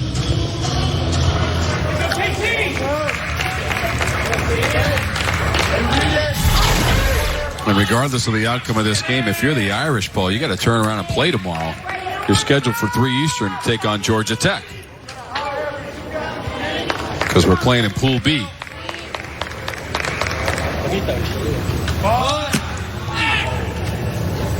Pool B is comprised of Georgia Tech, the number 2 seed. And by the way, they went 19-11 in ACC play and 36-15 in the regular season to get the number 2 seed. Duke, the number 7 seed. Notre Dame is the number 11 seed. Georgia Tech, phenomenal offensive lineup this year. Bunt right in front of the plate. Vail, no play.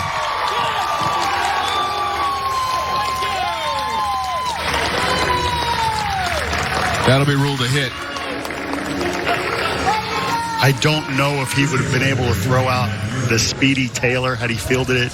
It would have been very close. But this ball just checked up and died.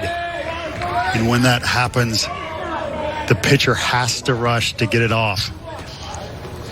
There's no chance to grab a glove. You actually take your back foot, put it in front of the ball, try to grab it with your hand and push down in the ground so you can get a grip on it. Vail did not have a chance to do that. So for the 4th time tonight, the Blue Devils have loaded the bases. Now, it happened in the first inning, and Michael Rothenberg went deep for a grand slam. Here's Matt Mervis, Jr. at first base. You see that's 87. Vail's coming out of relief. You see his velo just a tick down. He's pitched very well. Fatigue could be setting in just a little bit. He came in the 4th inning with 1 out. This is popped up. Infield fly rule is called immediately, and the hitter is out. That's Mervis. Mervis Duke's 3-hitter. Now Vail just said, "Shut up, Bird. I got enough." 87. I don't care. So that is an enormous out on the infield for the Irish, trailing 7-6. And Tommy Vail. Extended work for Tommy Vail. So this will be Hoyle with 1 out, the bases loaded. Duke is 2 for 14 tonight with runners in scoring position. Gets away to the backstop. Comes right back, though. Came right back to LaManna, and Tommy Vail hustled in to cover home.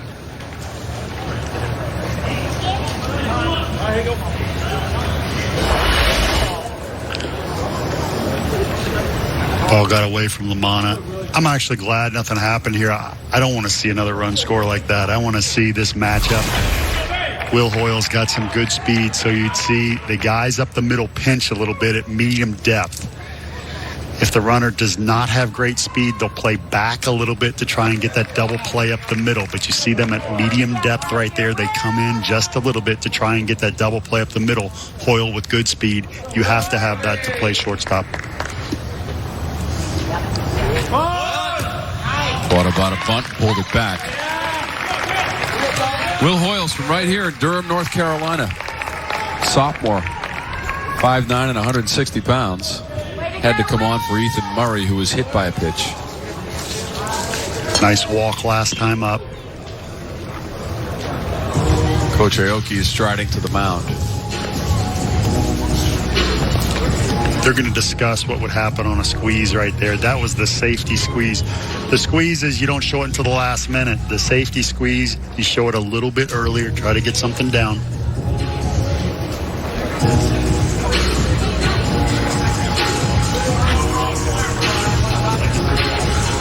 Also giving Vail a little bit rest. This is a great time to go visit the mound.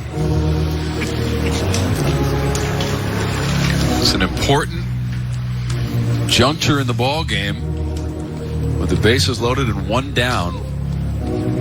And Duke has had chances to bust this one wide open since leading 6-1 after the 2nd inning. I expect for Vail to be a starter next year, possibly add a changeup. Good lefty breaking ball. It's been solid tonight, no question about it, coming on in relief in the 4th. Struck out the first 2 batters he faced. And he's only given up that 1 run, Paul, in the 5th. Yeah, this is where you grow up as a freshman. He's getting experience, pitching very well. He's learning.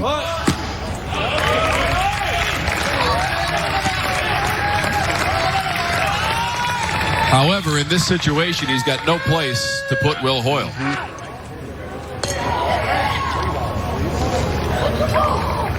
That's where you shoot middle.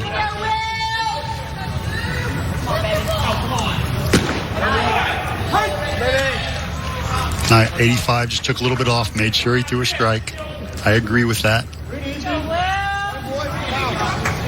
Cowboy, Tommy, come on, baby.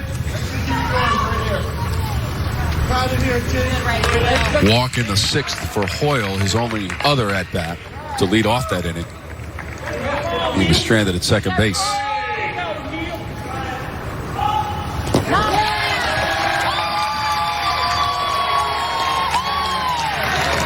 So trotting in is Gallagher. And now it's 8-6. Nick Aoki is going back to the mound.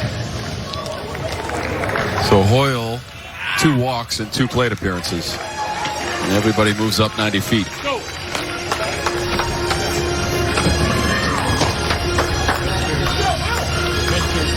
So Tommy Vail leaves the mound. Pitching change for the Irish, trailing by 2 in the 7th. Michael Rothenberg is going to be the first hitter for Duke to the new pitcher, Joe Boyle. Rothenberg in the first inning got one he could handle. Smashed it to right field. Few rows up in those seats. And that's a moment that young man will never forget, considering it's a grand slam, first of his career on his home field. Yep. And in the ACC championship. He hit the trifecta or the quadrifecta, something like that. I like trifecta. I'm from Kentucky. My dad took me to Churchill Downs. Let's stick with trifecta. Nice. So we mentioned that the new pitcher is Joe Boyle. Number 46, the right-hander. He's a sophomore. He goes 6'7", 220 pounds. Goshen, Kentucky. He's got that 3-3 record and the earned run average at 6.38. Of course, opponents only hitting 169 against Boyle. Forget about his numbers. First pitch, center field. Myers is there. And that's going to score a run on the tag and score. So Rothenberg has RBI number 5, and that's a new career high. Sac fly to center. And that was Loperfido who came in with the run for the Blue Devils. 100 miles an hour off the bat. Sac fly to center field, doing your job. Duke answering Notre Dame's run with a couple of their own here in the 7th. As much as Notre Dame has fought back, Duke has certainly answered. This is a good ball game. So that's now 2 runs in the inning, 9-6 advantage Duke. And Rothenberg has a sacrifice fly to drive in a run, a home run, a walk, and a couple of strikeouts. Here's Erickson Nichols, junior at third for the Blue Devils. He is now batting for the 5th time in the game.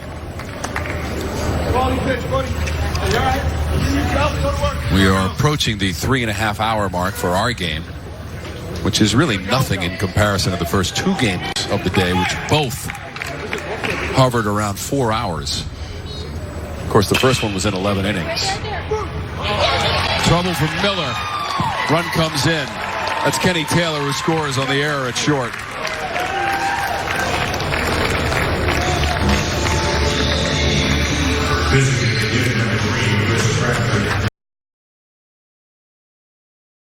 There's been some unusual hops. I'm not trying to make excuses for fielders.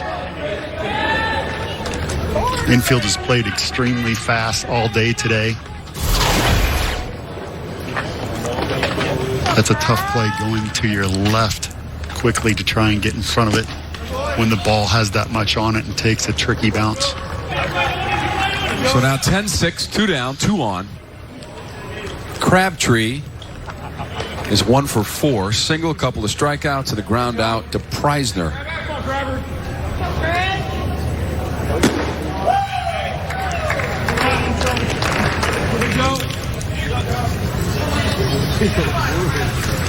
Overall in this championship, Duke is 25-60. Here in Durham, they sport a 5-11 record. Come on, Crab.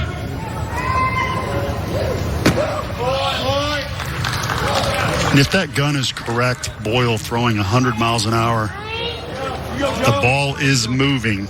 My scouting report has him at mid-90s. But, if you hit 100 and the gun says it, I'll take it.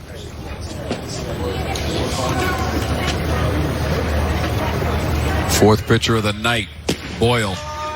Well, that was nasty. Wow. Crabtree looking. Strikeout for Boyle.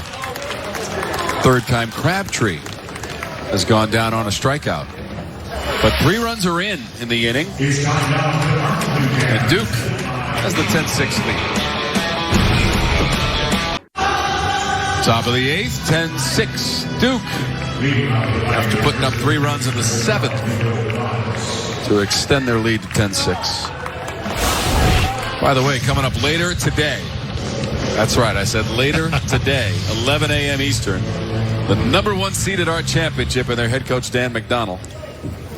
Louisville Cardinals against Boston College, the number 12 seed. You see the staggering numbers put up by the Cardinals. They lead the ACC in batting average, earned run average. 6 Cardinals make the all-ACC team, but they have not won this championship. Now, granted, this is their 5th year at our championship.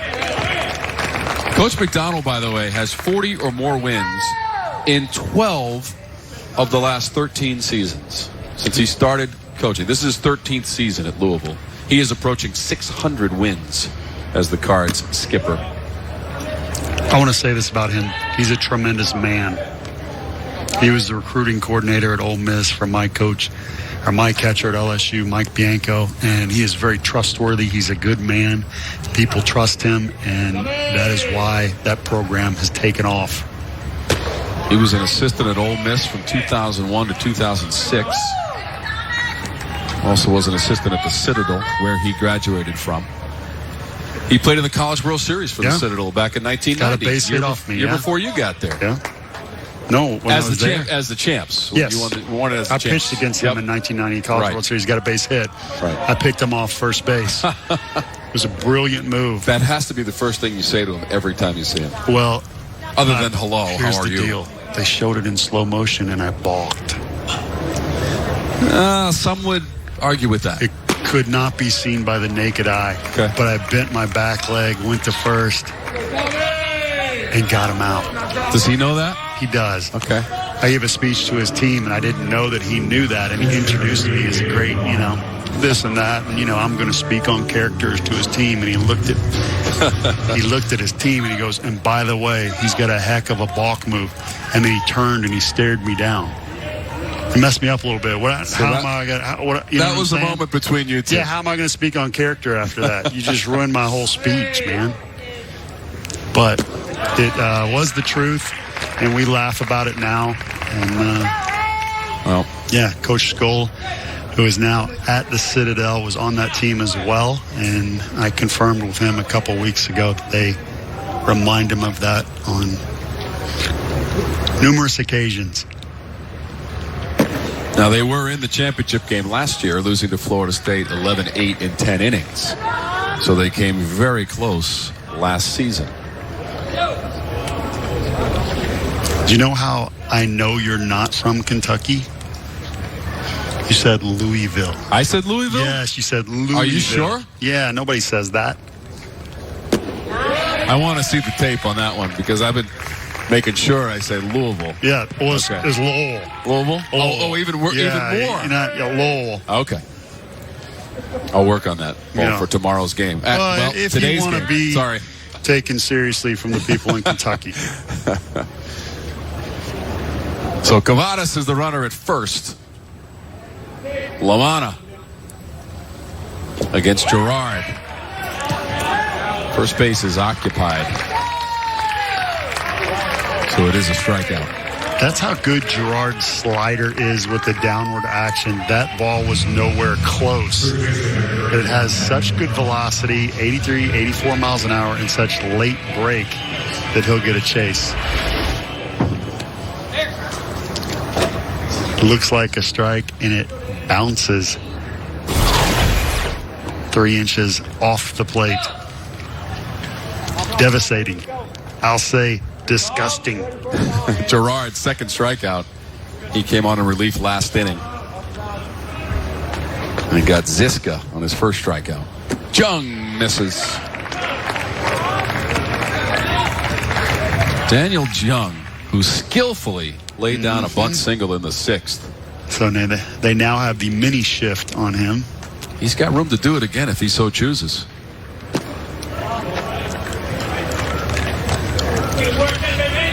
So there's the maximum shift and the mini shift? The mini shift, yeah. So the big shift, shortstop will be on the other side of the bag. third baseman will be playing shortstop, and you say bunt or hit it that way, and we're fine with it. This way is just kind of a mini shift, a little bit of an abbreviated. They're not playing him straight up. What's interesting is the outfield, they're playing him to pull. As you can see, Kenny's on the right side of 395.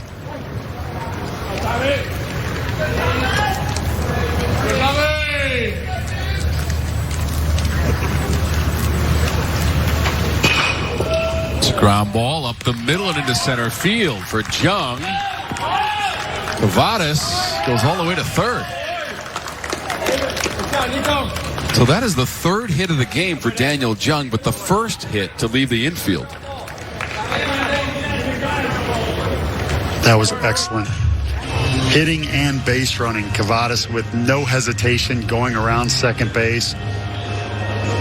Kenny Taylor in center field for Duke with a good arm. We talked about the speed. He does a lot of things well. You have to credit him for going for it. No hesitation and making it to third without a throw. That's Cavadas. Hustling all the way to third. Yeah. Football may want him to be a fullback. Keeps running like that with that frame. At the opposite end of the spectrum is Ryan Cole, the pinch hitter. And that one bounces. Cavadas keeps an eye on it. He stays put, although Daniel Jung alertly moves up to second. That's a wild pitch. You've seen a little bit of everything tonight. No question about it. Exactly what you needed to get your feet wet at the ACC Baseball Championship ball. And what is Notre Dame doing? Fighting back again.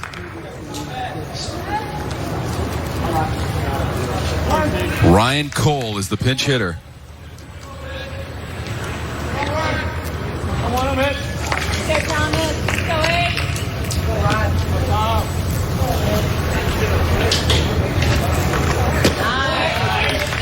Let's straighten him up with that one. As soon as that back starts to arch, it's over. I mean, that's it. Tough not to give up on that off speed.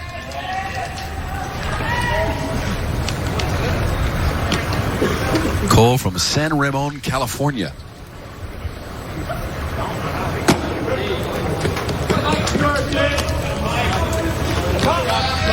Gerard's got a tough assignment.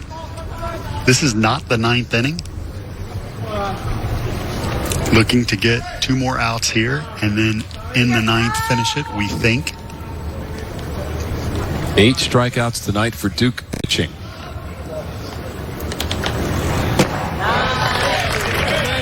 That's no surprise considering they had 529 strikeouts in the regular season. That was 3rd in the conference, 12th in the nation, and 2nd most in the regular season in school history. They set the record last year in a team that went to the Super Regionals with 575 Ks.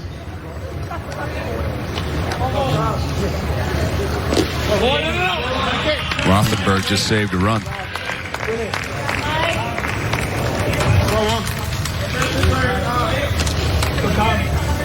Sometimes it's harder for bigger, taller catchers to be this agile. Rothenberger's done a nice job tonight, not just at the plate, but blocking balls. Grand slam tonight for that young man. Count is full with 1 down. 2 runners in scoring position for Ryan Cole, the pinch hitter.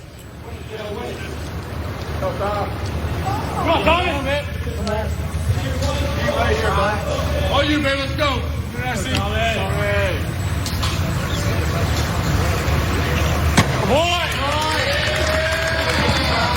Rothenberg able to run it down, but it's ball 4 and the bases are loaded.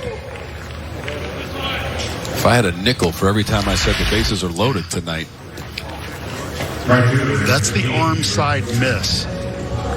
That's the rush. That's the, hey, I'm going to get this guy out with velocity instead of location. I'm going to give it all I got. You fly open, flail, arm is late to the dance, and the ball's up and in. That's it. Front shoulder flying open. Hitters will do that as well. Now, how about this spot? Dusty Blake will go to the mound and chat with Thomas Girard, the third pitcher of the evening for the Blue Devils. But Eric Gilgenbach is coming up. Remember, he led off the seventh with a solo home run. He's got 3 hits on the night. He scored 3 times and has that RBI on the solo shot. And, I might add, Paul, the bases are loaded. Yes. Solo shot came off by lefty. Nice and easy breaking ball. So that's a ball that's coming into a right-hander. Scouting report says Gilgenbach struggles with the power curve, power slider. So they're going to go over strategy right here, make sure they're on the same page. You're also giving Girard a little bit of a break, a breather. So the homer by Gilgenbach was his 9th of the season, but it came off of Matt Dockman, who came in relief of Bryce Jarvis, who was the starter for the Blue Devils. Right. And it was a little breaking ball. Didn't have too much break to it. That was in.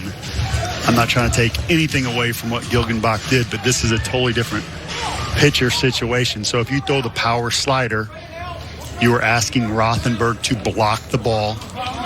You have to throw a slider for a strike as well. That is what I would say in this situation. Bases are loaded. You have no room for error. And sometimes it's just good to go out there and give your pitcher a little break. Gilgenbach has gained 11 points on his average tonight as he's up to 230. 2 singles and a home run and 3 runs scored. And if my math is correct, Paul, he's got a chance to tie the game with 1 swing. You know what? You are smart. It's not just the moon stuff. Syracuse math. It transfers to the game as well. Let's see what Gilgenbach can do in this situation. The senior. Okay, so 2 beautiful pitches. 1 breaking ball for a strike. 1 breaking ball down, but it didn't bounce. Perfectly thrown pitches. Can he throw another one? And will he spike this one on the ground? Trying to make it too nasty.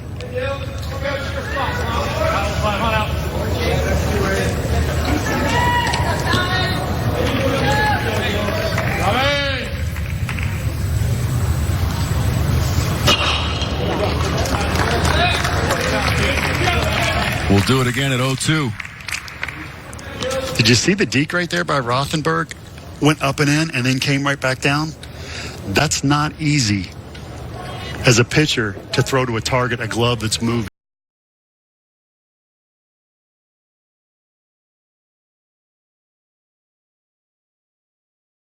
The sturdy Eric Gilgenbach.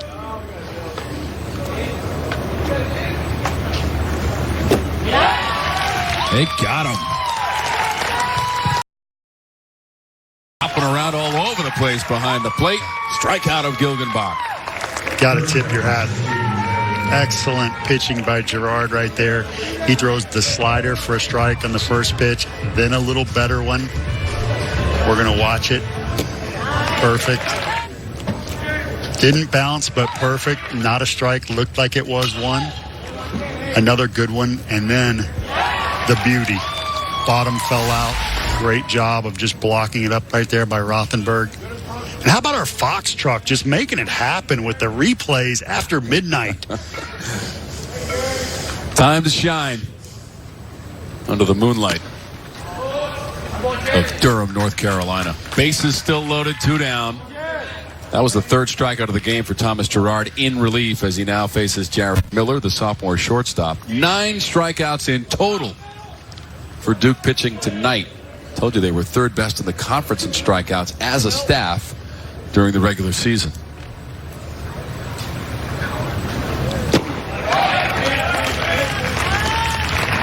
Here's the danger as a pitcher. You just had a huge strikeout. You got 2 outs. Now a lefty's up. This is a little bit different. Girard showing focus on that last pitch. It's not over. Got to have the same intensity you did in the previous at-bat.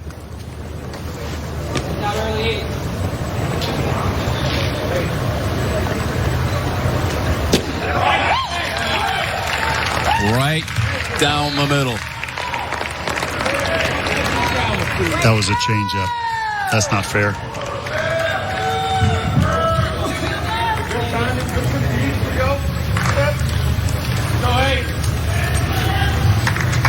Bases loaded, 2 down. And Thomas Gerard is 1 strike away from getting out of this.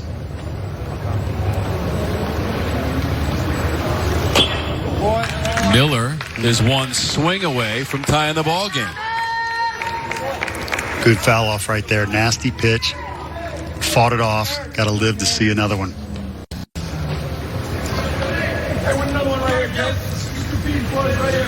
Just 1 home run on the season for Jared Miller. Right side out. Go, Tom. Go, Jay.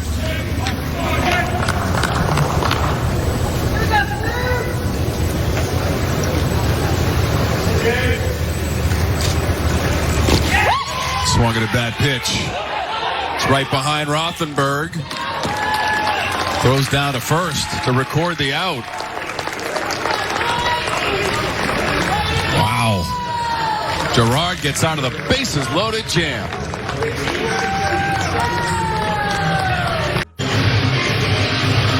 In the moonlight of Durham, North Carolina, we play on. Check of the watch reveals it's 12:45 on Wednesday early morning. What kind of camera did we have on the moon right there? I was seeing all kinds of stuff. Yes. All of the marks from the asteroids over the billions of years that have smashed in to the moon. A lot more craters than I thought. Of course, there is no atmosphere on the moon, so if you hit a baseball, it would go forever. We've had a couple of moon shots tonight. I've never thought of that. Would I be able to throw further? Yes. Harder? Yes, all of that stuff. As long as you tuck the thumb, you'd be fine. Okay. Because there's no air resistance over the seams. So you throw a massive knuckleball into the abyss of space. Yeah. But that's a whole nother show. How many moonshots tonight, Paul? Well, we had one in the first from Michael Rothenberg. That was a grand slam. Gilgenbach led off the 7th with a solo shot, and those are our 2 home runs this evening. All right. Gilgenbach had a multi-home run game against Ball State earlier this year. And I had to say this, Boyle is pumping 100 miles an hour. He finished the last inning with an 88-mile-an-hour nasty slider that was unhittable. Scouting report has him 95, 96, 97, but the moon has brought out some extra juice. Nearly full in the Durham sky. R.J. Schreck is the hitter. He is up for the 5th time in the game. He is 1 for 4. In between hop play, Jung couldn't make it. And it rolls into shallow right. That was a tough play all around. We'll see what we get for a ruling on that bouncer by Schreck. Again, R.J. Schreck, tough fall. Has fought his way back in. They're not going to give him a hit on that, unfortunately. No. But putting ball in play, getting good at bats. Got to credit that to the guy that's, again, fighting through adversity and now in the ACC tournament, hitting against 100 miles an hour and getting the job done. I know it was an error, but it was a good at bat. Leadoff hitter aboard for Duke in the 8th. Going for a little bouncer on the bunt, and that throw sails into center field from Lamanna. And Myers has to come in and play it.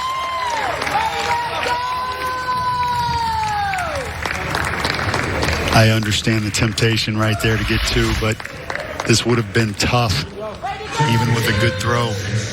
Oh, no, he would have had him.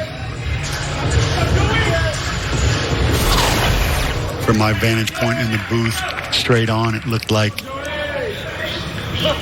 there wasn't as much a chance, but he would have had him, so the ball just sailed on him a little bit. 4th. I was about to say 4th error of the game, but we're getting a scoring clarification, rather. And there is no error on Lamanna. Ruled a fielder's choice. And a sacrifice is credited to Gallagher. How about that? So 3 errors in the game. Another bunt attempt. Loperfido at the top of the order. I thought that ball was fouled.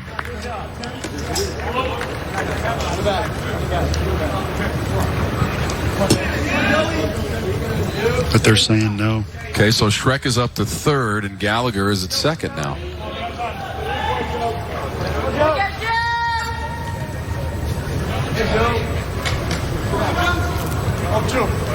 There's nobody out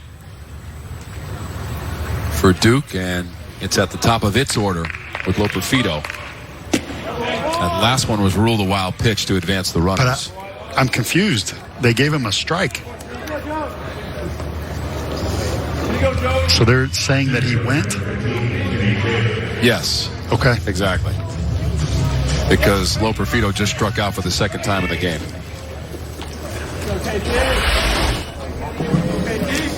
There they are, 1-5. Ready? Heartbreaking ball down the middle. That's the second time he's looked at strike 3. I'm missing an 88-mile-an-hour slider, and he's throwing 100 miles an hour. I'm a scout. I'm all over this guy. 6'7", sophomore. Right here, Kenny. Might be all over this guy, too, Kenny Taylor. Mm-hmm. Strong in center field. Can't catch up with that one, though. That's 101 from Boyle. He's not messing around tonight. Taylor has a couple of infield singles. One in the first, and he scored on the grand slam by Rothenberg. He also had a bunt single in the 7th, and he scored. And that was an efficient pitching job right there from Boyle. Completely overmatched him. Kenny Taylor again, I'll say for the 3rd time, all ACC, first team. Duke's best hitter, can do a lot of things well and just completely overmatched. As would big league hitters be with this kind of stuff with Boyle. Boyle's got the size, 6'7" and 220. It's amazing. Mervis. Couple of walks, a strikeout, reached on an error, popped up on the infield for an infield fly rule with the bases loaded. That was back in the 7th. This is Jordan Hicks type stuff, closer for St. Louis, that you just don't see. 100 to 101 with a great breaking ball.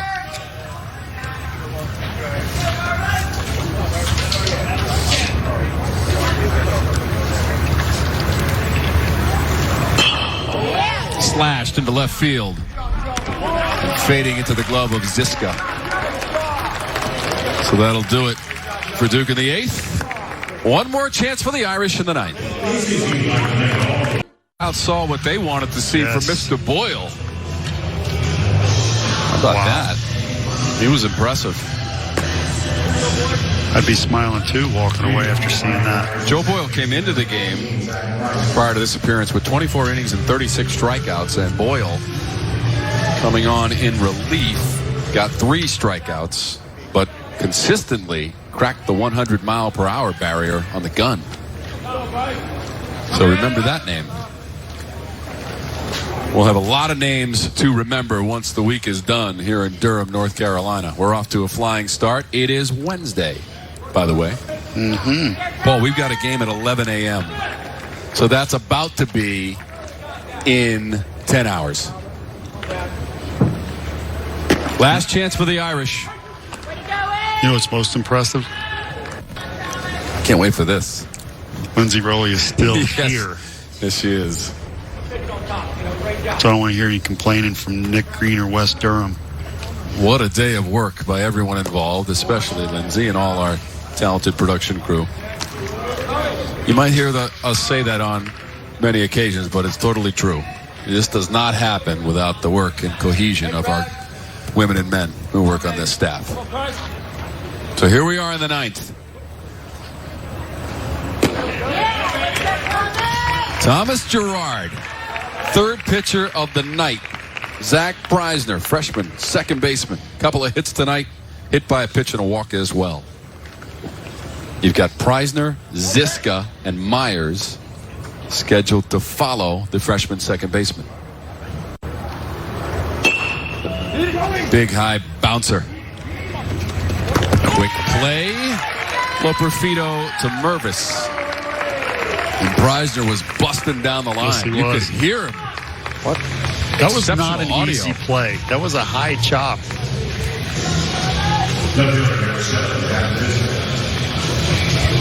Had to get rid of it quickly, and he did.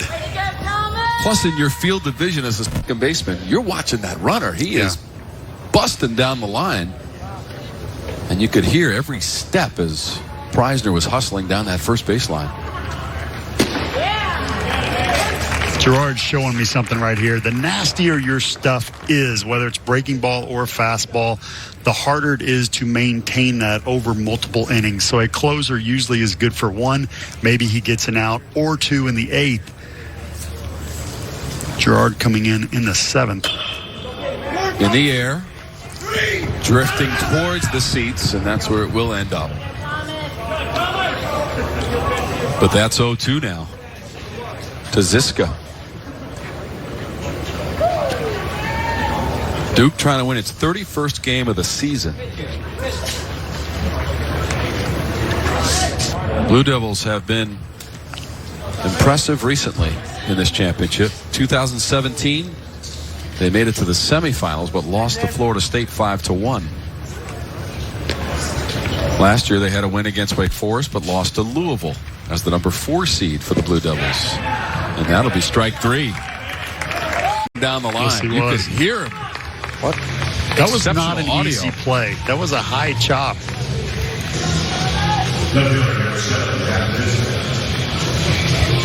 Had to get rid of it quickly, and he did. Plus, in your field division as a second baseman, you're watching that runner. He is busting down the line.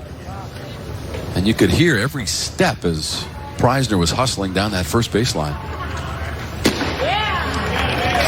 Gerard's showing me something right here. The nastier your stuff is, whether it's breaking ball or fastball, the harder it is to maintain that over multiple innings. So a closer usually is good for one. Maybe he gets an out or two in the eighth. Gerard coming in the seventh. In the air, drifting towards the seats, and that's where it will end up. But that's 0-2 now to Ziska. Duke trying to win its 31st game of the season. Blue Devils have been impressive recently in this championship. 2017, they made it to the semifinals but lost to Florida State 5-1. Last year they had a win against Wake Forest but lost to Louisville as the number 4 seed for the Blue Devils. And that'll be strike 3. 2 down. Ziska goes down swinging for the second time. Again, that great slider. And credit Notre Dame. They have out-hit Duke. 12-8. They have not gone quietly. They have answered after a rough start, being down 6-1. A lot of young guys on this team have performed very well. They will be in for a good year next year. That's my call. Blue Devils led this game after 7 innings. They have not lost this season when possessing the lead after 7 innings. 25-0, and they are 1 out away from going 26-0. And Thomas Gerard working on that mound. He is in line for the save. Dockman would be your winning pitcher, and Junker, the starter for Notre Dame, will be in line for the loss if the score holds up. Junker had great stuff tonight. Command was not there, but his numbers over the season are very good. He's had a very good year. I like that he's out there supporting his team. 1 strike away now for Thomas Gerard and the Duke Blue Devils for posting a win on day one of our championship. And that's it. Struck out Myers looking. How about Thomas Gerard? 6 strikeouts in relief. He's got the save, and Dockman's got the win. And Duke takes it 10-6 over Notre Dame. The Irish would not go away, but the Blue Devils just too much tonight, Paul, in Game 3 of our first day.